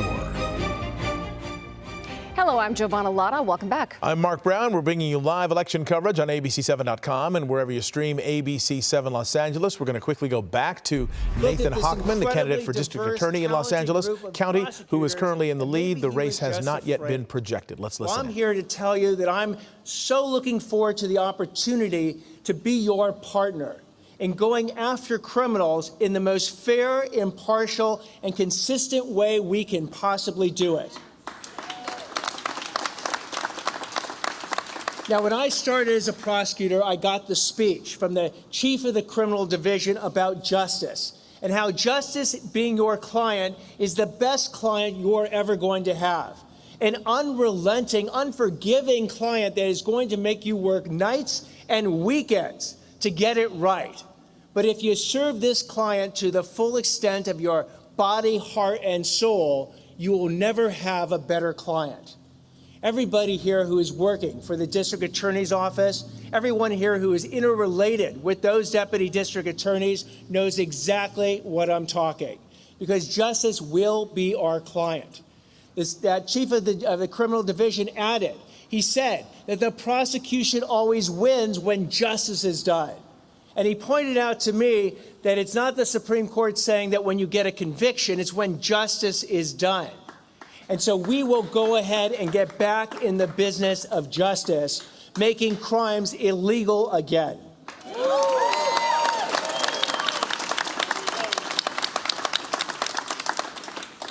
Now, it doesn't just take a village to raise a child in our society. It takes a village to run a campaign.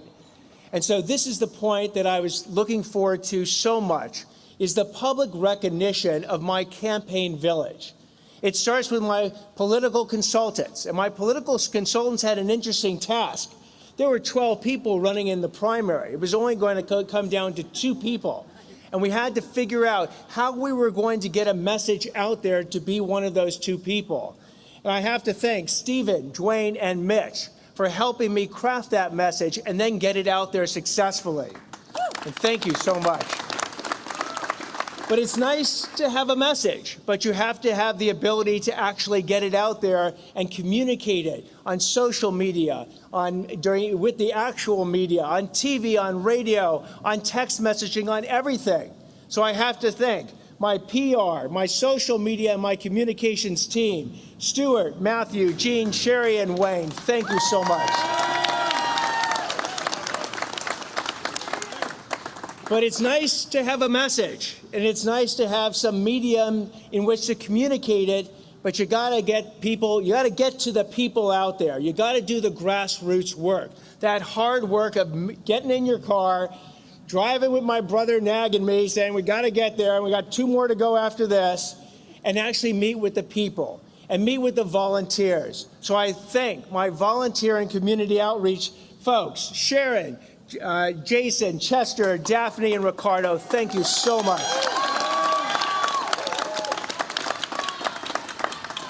But of course, in our environment, what helps get that message out are the funds that actually you need to raise in order to do that. And I'm here to tell you that we had some interesting fundraisers in October. And the reason I focus on October is that we somehow, when I started this campaign, I asked what the maximum was you could raise. And they said, well, the maximum raised before was $1.1 million. I said, no. What is the maximum you actually can raise and spend? They said $2.511 million, but don't even think about it, because you would need over 5,000 individual contributions, because the maximum contribution is $1,500. All right, we are going back to the Senate race here in California. Representative Adam Schiff will be California's newest U.S. Senator. All right, the results have been in for a long time. It's a 60-40 race between Schiff and Garvey, both Schiff accepting, Garvey conceding. Let's head out live to Josh Haskell in downtown L.A. at the Democratic Watch Party. Josh? And we just heard from Adam Schiff. He addressed supporters here, obviously very excited, happy about the results. He laid out a little bit about what his priorities will be in the United States Senate. He thanked Nancy Pelosi. He, of course, recognized his opponent, Steve Garvey, somebody that really knows Adam Schiff, was a part of this campaign, is close with him. I want to bring in right now former Los Angeles Mayor Antonio Villaraigosa. Tell us your reaction to what Adam Schiff said tonight and the fact that he will be the next senator from the state of California. Well, he opened talking about Dianne Feinstein and her service to the state, and talked a lot about the need to represent everyone, which was refreshing. In contradistinction to Donald Trump, he understands that when you get elected as the U.S. Senator of California, you have to represent Democrats and Republicans. You have to represent people that voted for you and people that didn't.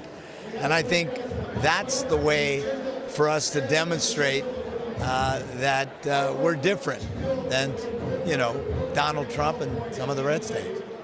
If Donald Trump does go on to win the presidency, of course, he's already been attacking Adam Schiff extensively, assuming that Adam Schiff would win this race.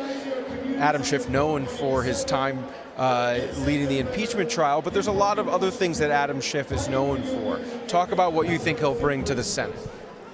Intellect, integrity,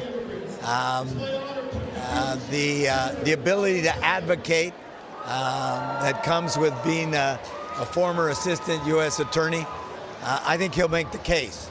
He'll make the case that should that happen, should Donald Trump win the White House, we have got to stand up for our democracy, for the separation of powers, for the notion that in the United States of America, we don't elect kings and queens.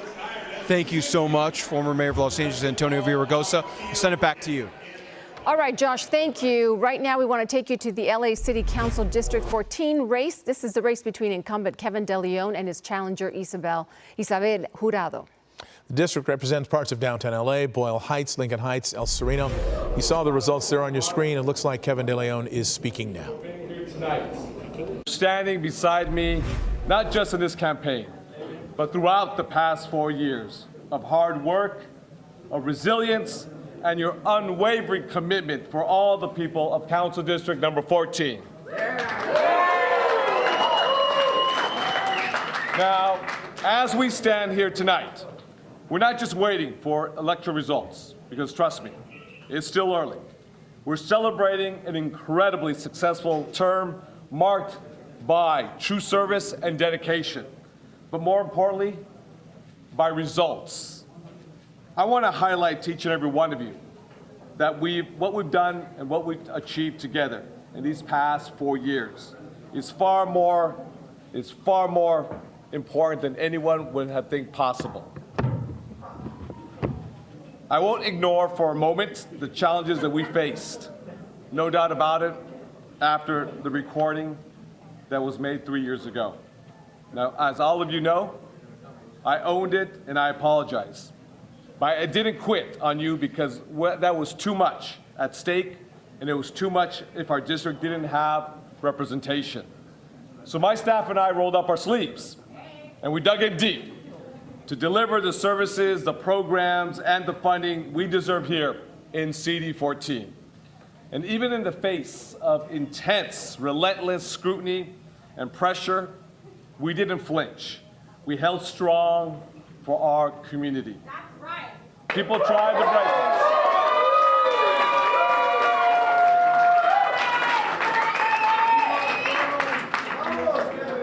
People tried to break us, but they didn't know. The people of CD14 are unbreakable, and so is each and every one of you in this room tonight.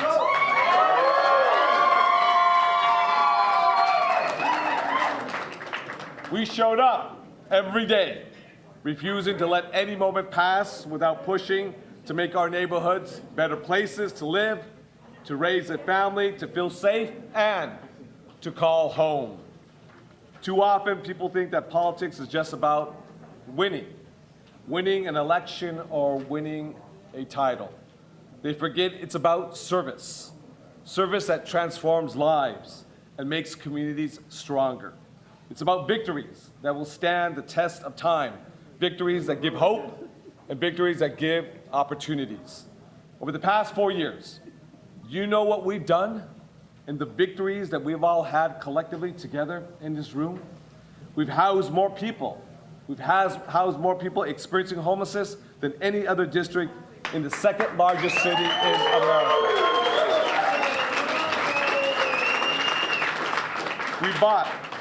We brought real housing and stability and dignity to those living on the streets without care for years.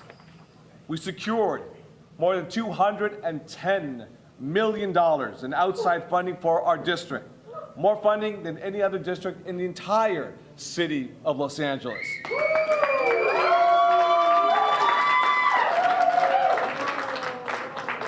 We created 12 brand new state-of-the-art modern playgrounds and 6 more are in the queue right now.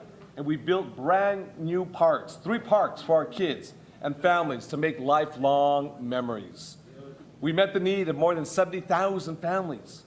Families who go hungry every single day, every week, every month of the year, facing hunger with fresh food boxes so they don't have to choose between paying the rent or, in fact, eating.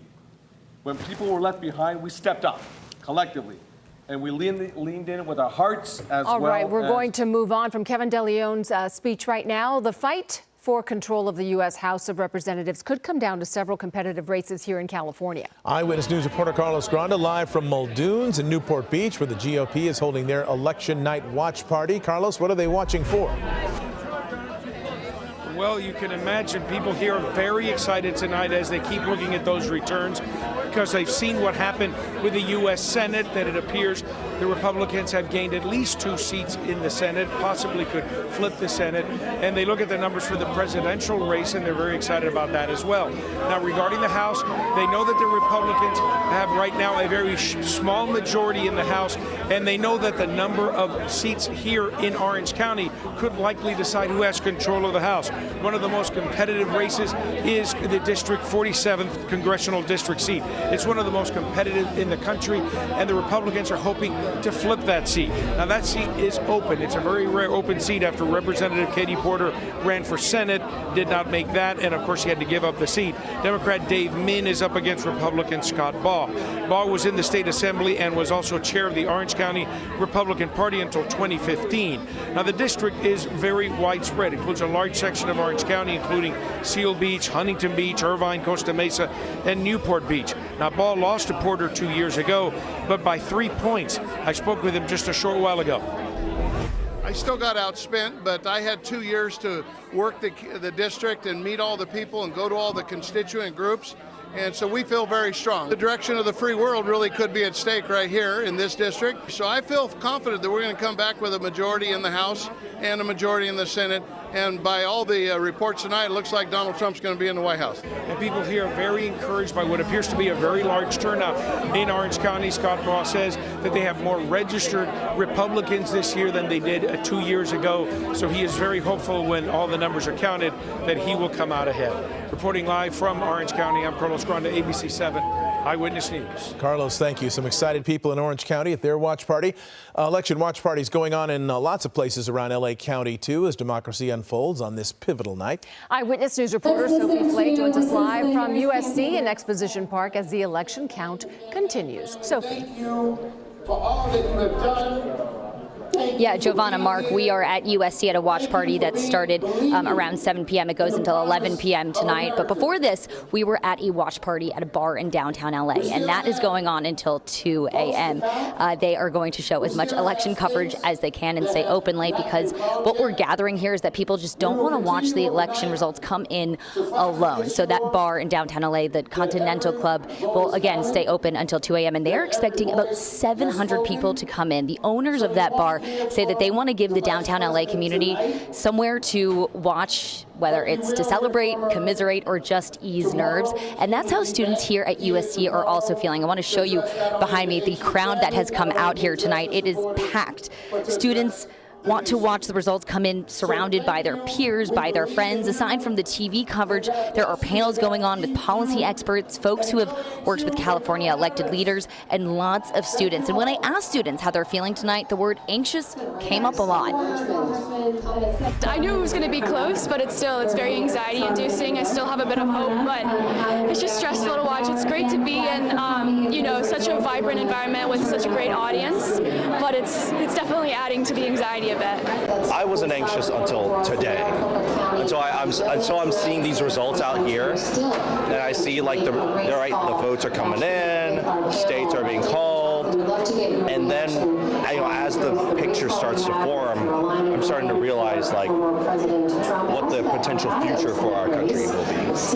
Students who were there, like And you know, I had one student I spoke to say to me that he was disappointed with how the results were going so far, but he's actually happy he came out here to listen to and learn from voters who voted for the other side, and that's what it's all about. Live here in Exposition Park, Sophie Flay, ABC7 Eyewitness News.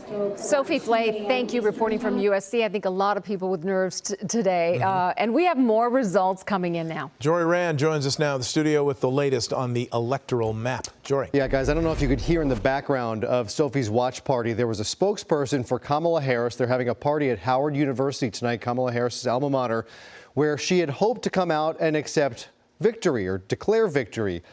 That is not happening. She is not expected to be heard from tonight. That spokesperson thanked everyone for coming to that viewing party at Howard University, but she will likely not be speaking tonight. This has been really a spectacular night for Republicans across the board. Any way you slice it, it looks like they will take control of the Senate away from Democrats. We're still waiting to see what happens in the House. And Donald Trump, if everything holds the way it is right now, would become the 47th president of the United States. Right now, 246 to 194 is where the Electoral College stands. Georgia just went to Donald Trump.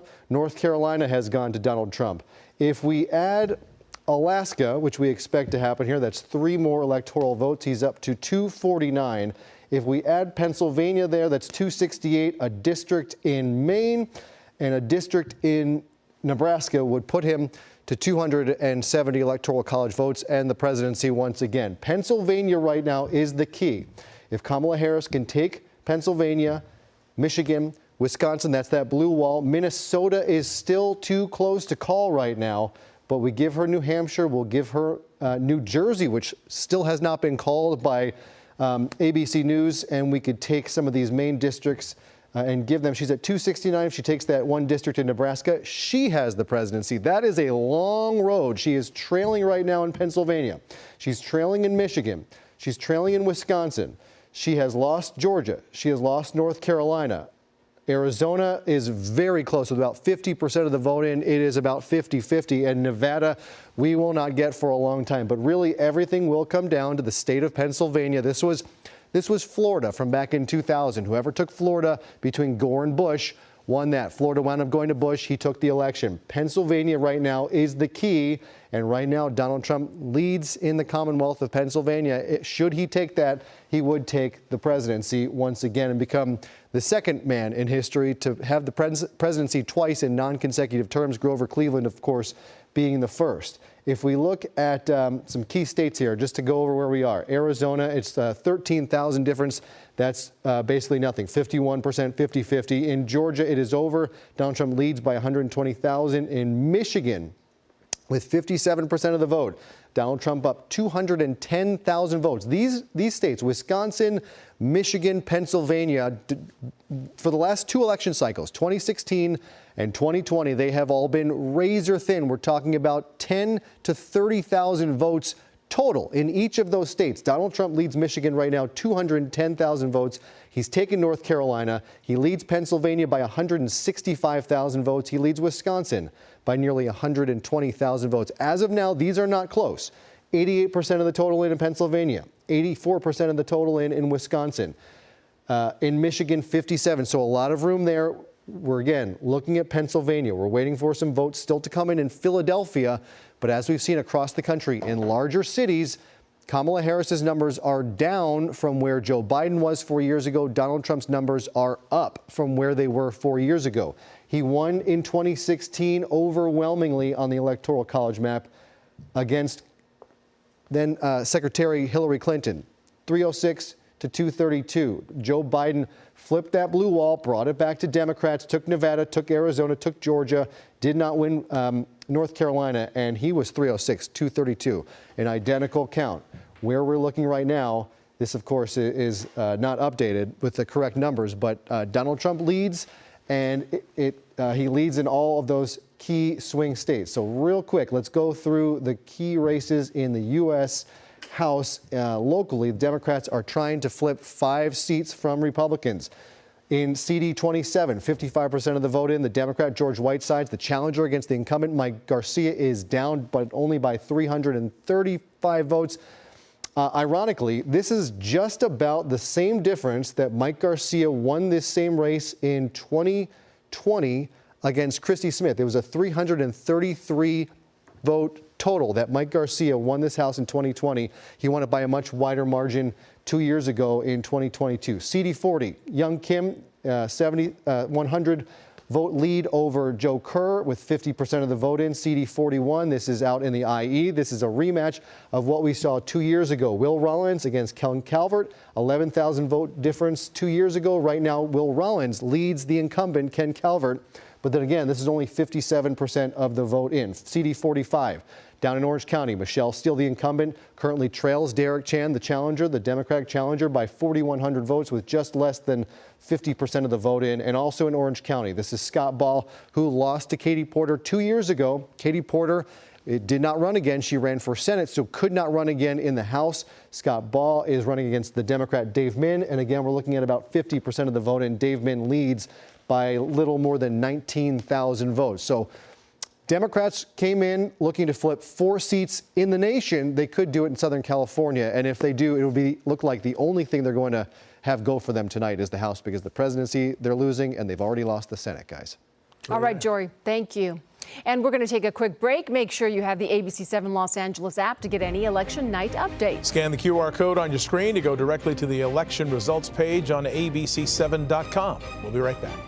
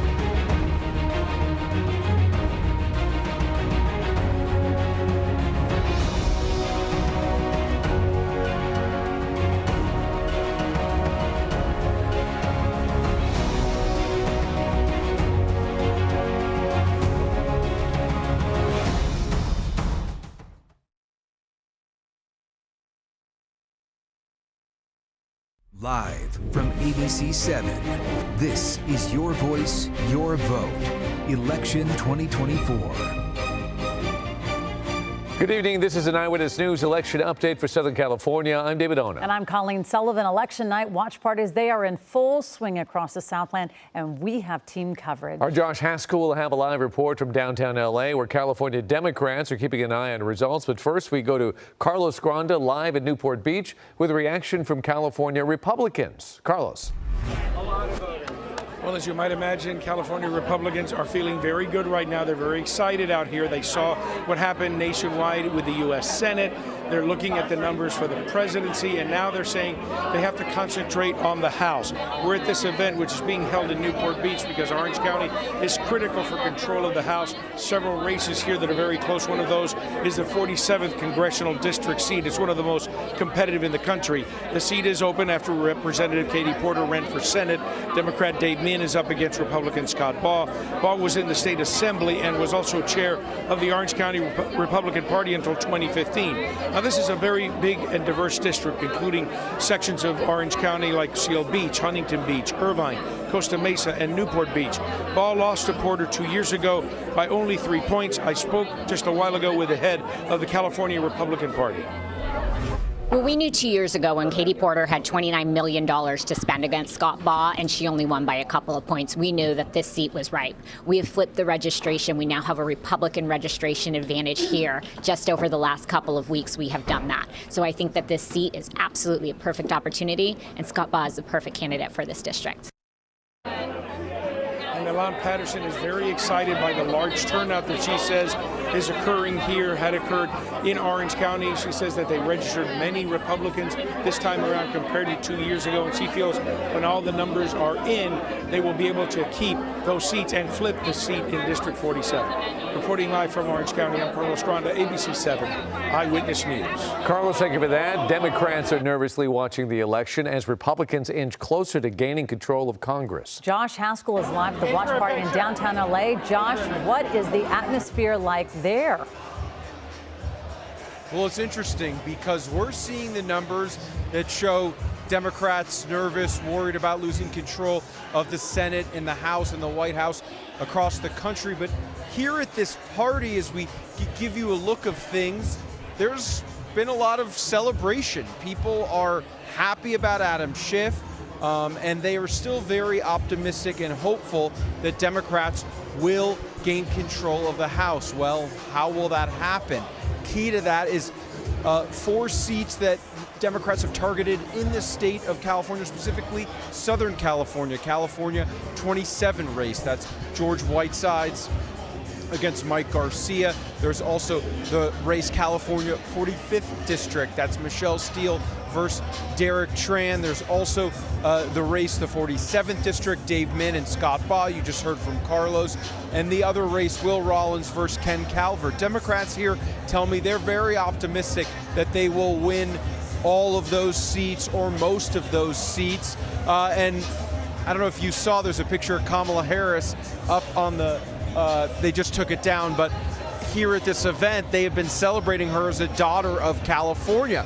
So supporters here of Kamala Harris, people who know her, tell me that they're very optimistic still about her chances to win the White House. They've been celebrating her tonight, and many of the speeches that I've actually heard tonight have been praising Kamala Harris, celebrating her. The California Democratic Party, of course, extremely key to Kamala Harris's success going from San Francisco to state office and then into national politics. So still a joyful feeling here. We already heard from Adam Schiff. Going to be a long night, as Rusty Hicks, the chairman of the party, just said. And we'll, of course, bring you the latest as things develop here. I'll send it back to you. A lot of optimism still for Kamala Harris, but she has a very steep hill to climb. Any talk of perhaps what was resonating for the Republican Party here that perhaps the Democrats fell short of?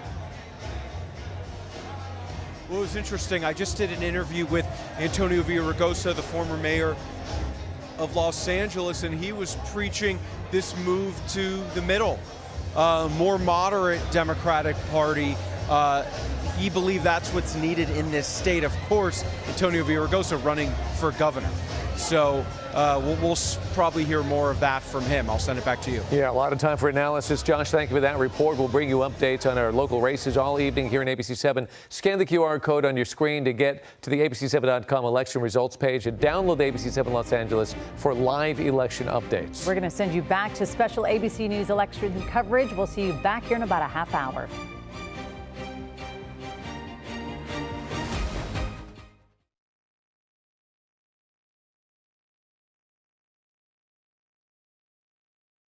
Live from ABC7, this is Your Voice, Your Vote, Election 2024.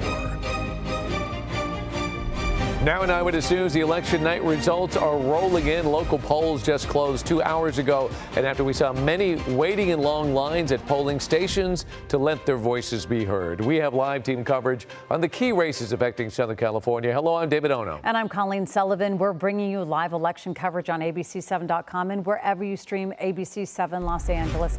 Here's a live look at some of the vote counting underway right now in LA County. Poll workers at the Ballot Processing Center having a really busy night. Meantime, any moment now, we are expecting another batch of results from the LA County Registrar. And we're also keeping a close eye on the race for LA County District Attorney.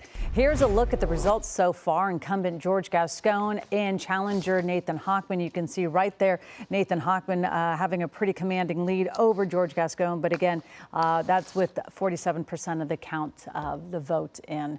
Eyewitness News reporter Michelle Fisher. She is live in Beverly Hills, where Hochman just finished taking the stage. Michelle.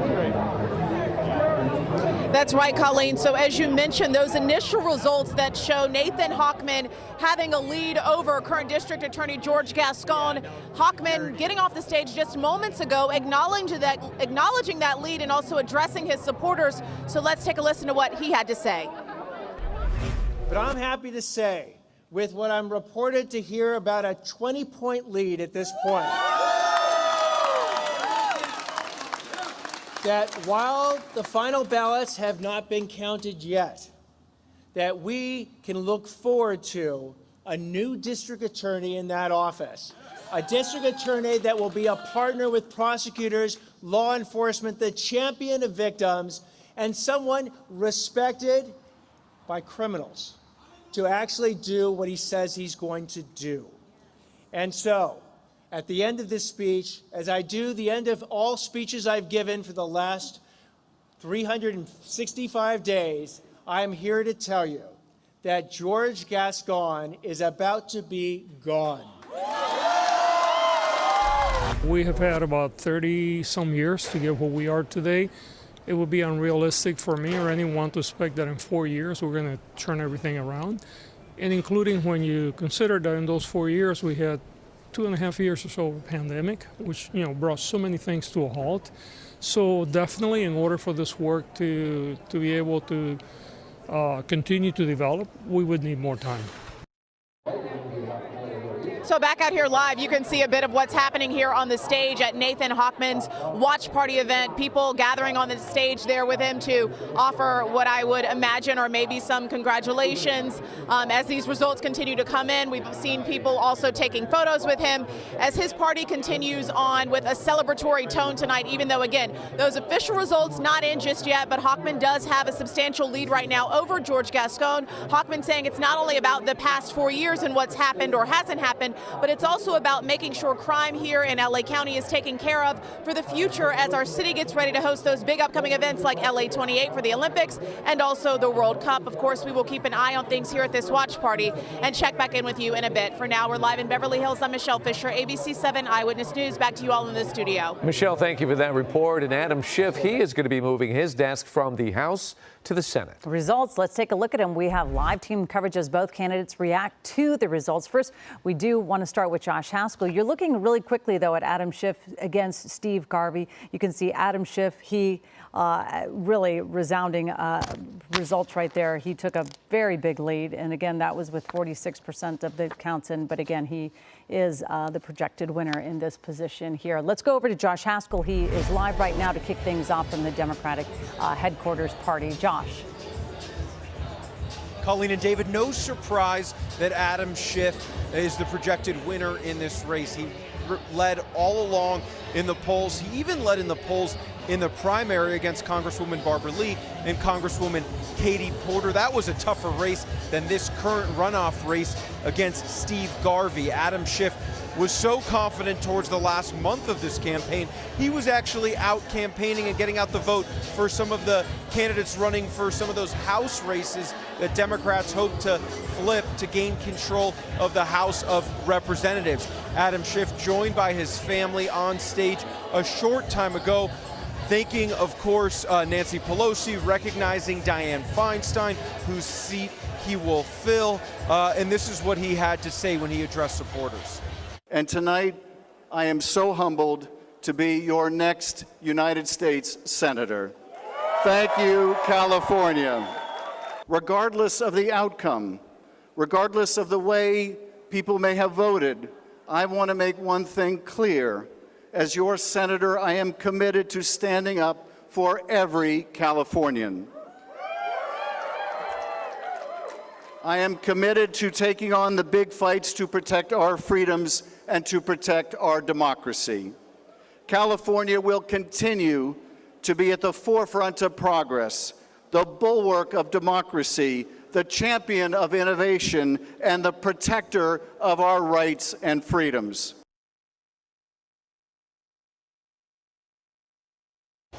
Back here live at the California Democratic Party Results Watch Party. We are, of course, at LA Live. You can see still a lot of people here watching those results come in. A lot of interest and attention on that national presidential race. This party, a lot of Kamala Harris supporters are here.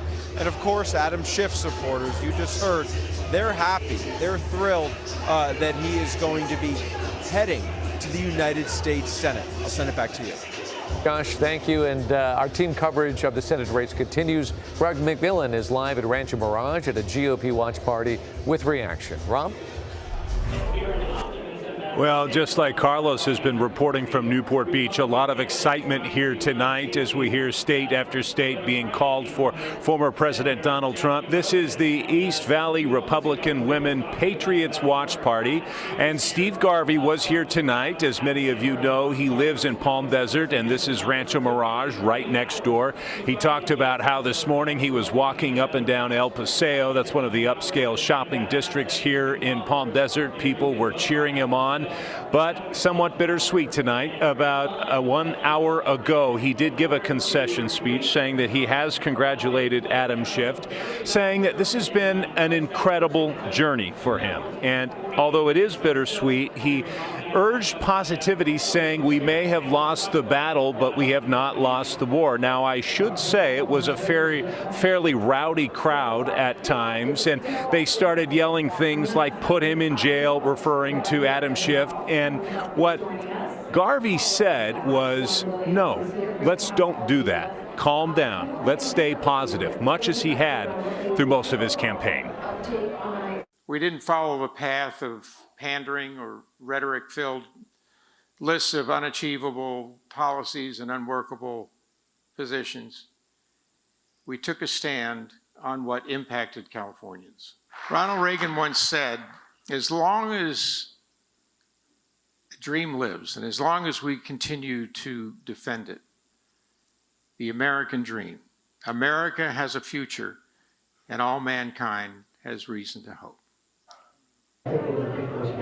He also spoke about his journey throughout the state of California during the campaign. He talked about going to many border communities to look into the illegal immigration crisis. He also talked about visiting many of the inner cities of San Francisco, Los Angeles, and Sacramento. He also took a trip to Israel to observe the ongoing conflict there. And he spoke about his mentor, Ronald Reagan, saying, we do have reason to hope. Now, not much is known about what his future looks like, whether he's going to stay in politics or not. We asked him those questions directly. He would not commit to anything, but one thing he did say here tonight that he has interest in, especially after going to some of the cities and speaking to people who are homeless, was he wants to see where a lot of this money went that was helping the homeless crisis. He said it seems like the more money we put at that crisis, the worse it gets, and so he wants to look into that. So leaving the door open for potential political activity in the future. Live in Rancho Mirage, Rob McMillan, ABC7 Eyewitness News.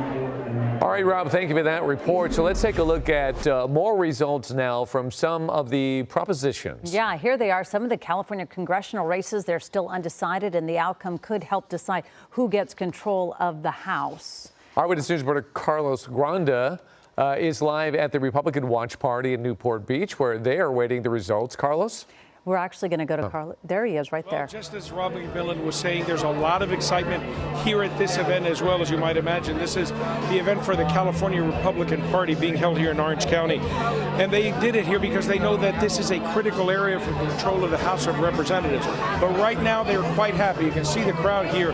They've been looking at the numbers as they come in, and they see that the Republicans have made gains in the Senate, likely will have control of the Senate. And they're also looking at the presidential numbers from those swing states, those battleground states, and they say that those numbers look very good. They're also looking at the House of Representatives, and they're hoping to be able to keep control of the House of Representatives as well. I spoke just a little while ago with the head of the Orange County Republican Party. In some ways it is tight, right? A lot of these states are winning by narrower margins, but that we are winning across the nation is what's important. And then it looks like President Trump's winning the Electoral College as well. Electoral College and the popular vote is actually very helpful to helping unify the nation. And they're looking at the early numbers, the early results for the House races. They say that those are still very close, still a lot of votes to be counted. And they're hopeful because they say they've seen a large turnout here in Orange County. At UC Irvine, for example, there was a voting center there. They say that there was a line, huge line there, and people wanted to vote, and they feel that a large turnout could help them here in these critical House races in Orange County. Reporting live from Newport Beach, I'm Carlos Granda, ABC7 Eyewitness News. All right, Carlos, thank you very much for that live report. Okay, well, let's take a look at some of the results coming in right now for some of those propositions. You're looking at Proposition 36, an increase in sentences of drug and theft crime. You can see right now that is projected as a yes. So again, this one has passed, and you can see that we're going to have more reporting on this one because this really was a big one. All right, the next proposition, Proposition 33, expand local rent control. Right now, 40% of the vote is saying yes, but 60% says no on this one as we continue to monitor as the votes come in. All right, let's take a look at the next proposition, Proposition 32. This is raising the minimum wage. You can see right there, this one is very, very close. You can see 48% saying yes with 52% saying no. So again, this was going to raise the state minimum to $18 an hour. All right, let's check in one more time with some other results coming in. Jory Rand has been following a number of races across the country, and he joined us now with an update on what he's been following. Jory? Yeah, people's eyes no more on anything than the presidential race right now, where Donald Trump holds a lead. As that Republican guest said in Orange County, Republicans hold the lead. Donald Trump holds the lead in the Electoral College as of right now, and also the popular vote. That is something that's only happened one time in the last 8 presidential cycles. We've had presidents of different parties, but for the popular vote, every Republican has lost the popular vote except for George W. Bush in 2004. Other than that, it's been all Democrats. We'll see if that holds tonight. There's still a lot of vote to be counted, but right now Donald Trump leads the electoral count 246 to 194, and everything looks like it's going to come down to the state of Pennsylvania with its 19 electoral college votes. The other swing states, Wisconsin, Michigan, Nevada, and Arizona, have not been called yet. But basically, the way things are shaking out right now, if Donald Trump takes Pennsylvania and he's leading that state right now, then it looks like he will become the next president of the United States. The former president becomes the next president. Let's take a look at how things are going right now in the swing states. In Arizona, 50-50, basically 51-49, about a 14,000 vote lead for President Trump. You're going to see a lot of red in these states. Georgia has already been called. Michigan with 61%. It just jumped to 62. Donald Trump leads by approaching 250,000, nearly a 250,000 votes. In Nevada, 35% of the vote, although 75% of the tally is in now. North Carolina, 98% in. That's already been called. You see the check mark next to Donald Trump's name. North Carolina, 16 votes have gone to Donald Trump. Pennsylvania, 90% now, up to the estimated total of votes counted. Donald Trump leads Vice President Kamala Harris by 223,000 votes. And there is going to be a batch of mail-in votes still to report, we believe, tomorrow from the Philadelphia area, which could cut into that lead for Kamala Harris. But is this too big to surmount? Wisconsin, Donald Trump up 124,000 votes. You look at all these swing states, the blue wall, Pennsylvania, Wisconsin, and Michigan. These 3 states were each won between 10 and 30,000 votes 4 years ago. Very close races. They are not close right now, just jumped up again, approaching 250,000. So Pennsylvania, Wisconsin, we take a look back at that electoral map. This blue wall right here is not holding as of right now. And if that continues this trend, Donald Trump is going to win and Kamala Harris is going to lose. Other things to take a look at here in the House in California. We'll take a look at some of the swing races that Democrats, it seems like this might be the only thing that Democrats have left to hold their hat on tonight, is if they can flip some seats and retake control of the House, because right now Republicans have already taken the Senate, and again, Donald Trump looking good in the presidency. So George Whiteside's challenging Mike Garcia in CD 27, very close with 55% of the vote in. Just about a 335 vote difference. I mentioned this last time. The very interesting point about this number is back in 2020, Mike Garcia won this seat with a difference of 333 total votes. Very close. 2 years ago, he expanded that lead, won by more than 12,000 votes against Christy Smith. Mike Garcia, the former fighter pilot, has won 3 races against Christy Smith. They just kept running her. She just kept losing. Mike Garcia just kept winning. They're hoping this time around that George Whitesides can flip that seat. But right now it's a 50-50 race, 50.1 to 49.9. Really can't get much closer than that. In CD 40 down in Orange County, Young Kim being challenged by Joe Kerr with 52% of the vote in. It's a 52 to 48 vote right now, about 10,000 vote difference.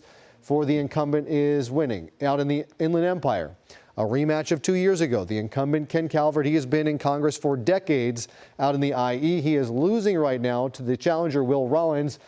58% in, nearly 60% in. And you can see 2 years ago, the same exact race, Ken Calvert won this 52 to about 48. 2 more races that Democrats are looking at right now is CD 45. Back in Orange County, Michelle Steele, the incumbent, Derek Tran, the challenger. 2 years ago, Michelle Steele won this race against Jay Chen by about 4 to 5 points. This time around, with 50% of the vote in, she is losing by about, not much here, about 1.5 points. And in CD 47, Scott Baugh, who lost 2 years ago to Katie Porter, 52 to 48. He is running again, this time against Dave Min with 56% of the vote in. Scott Baugh is losing this race. Dave Min is winning. This is a race Democrats would love to pick up now that Katie Porter is leaving the House, guys. All right, Jory, so much. And it just tells you every vote matters. Okay, thank you. We're going to continue to check those numbers throughout the evening. Well, the voter turnout numbers are continuing updating. So far, the Office of the LA County Registrar Recorder County Clerk shows just over 36% of registered voters went to the polls today. Eyewitness News reporter Leanne Suter is live at the Ballot Processing Center in the City of Industry with the very latest. Leanne.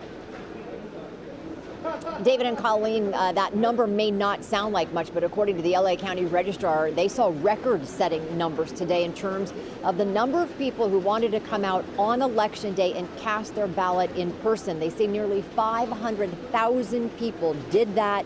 And those are numbers that they haven't seen in years, probably more than a decade, if not more than that. Certainly huge numbers for the terms of people who wanted to go out and cast their ballot in person. Now here at the Ballot Processing Center, a little bit of a lull right now while we're waiting for more of those ballots to be brought in from those more than 600 voting centers all across the county. I'll show you a live look over my shoulder here. You can see this is the first spot that they will come when they enter this center here. They were brought in for signature verification. It goes through a 2-step process to verify the signature. This is with all of the mail-in ballots.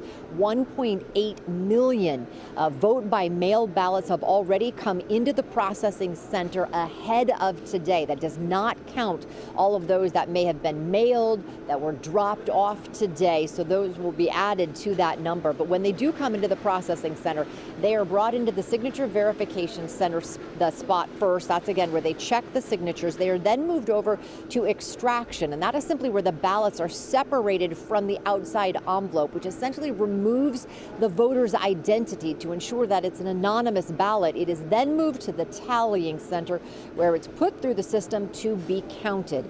And that has been continuing throughout the night. They began that at 8 o'clock tonight as soon as those polls closed and they could begin the count. The wait now is for more of those ballots to come in to be put through the system here. Now, throughout this election, there has been a lot of rhetoric about ballot integrity and safety. The LA County Registrar, Dean Logan, says that they take election security extremely serious and say that it is safe. We hear a lot of complaints and a lot of rhetoric about, for instance, why does it take so long to count all the votes in California? Well, in California law, that's intentional. Again, that really is a top concern for the registrar. And he says that is why the system takes so long here in California by law. It gives everyone extra time to ensure that their vote is counted and to make sure that all of the county registrars throughout the state verify all of those ballots and all of those votes. Let's talk some numbers. In 2020, Dean Logan, the registrar, says that they saw voter turnout among registered voters at about 78%. By the time all the votes were counted, it stood at 78%. That is a pretty high number. They think that it possibly could be higher this election, given the turnout that they saw today on Election Day. Again, that number standing at about 500,000 people turning out just today.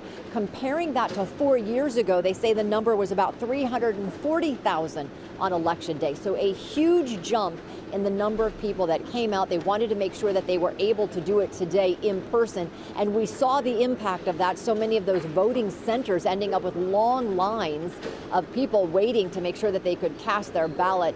Now, the work here at the ballot processing center, that is going to continue throughout the night and days on end as they verify all of those ballots, all of those votes, and certify this election. Live in the City of Industry, Leanne Suter, ABC7 Eyewitness News. Yeah, that voter enthusiasm is so important, Leanne. We love to see it. Thanks for that. We'll check back with you as more results come in. In the meantime, we want to get to an update on Measure DD. This is specifically in Santa Ana. They call it the Santa Ana non-citizen voting. And as you can see, this is with 100% of the vote in now. So this is basically done. Yes with 35%, no with 65%. So it's a resounding defeat. This does not pass the Santa Ana non-citizen voting. Now to the California House race, District 45. Incumbent Republican Michelle Steele and challenger Democrat Derek Tran. The district represents several Orange County cities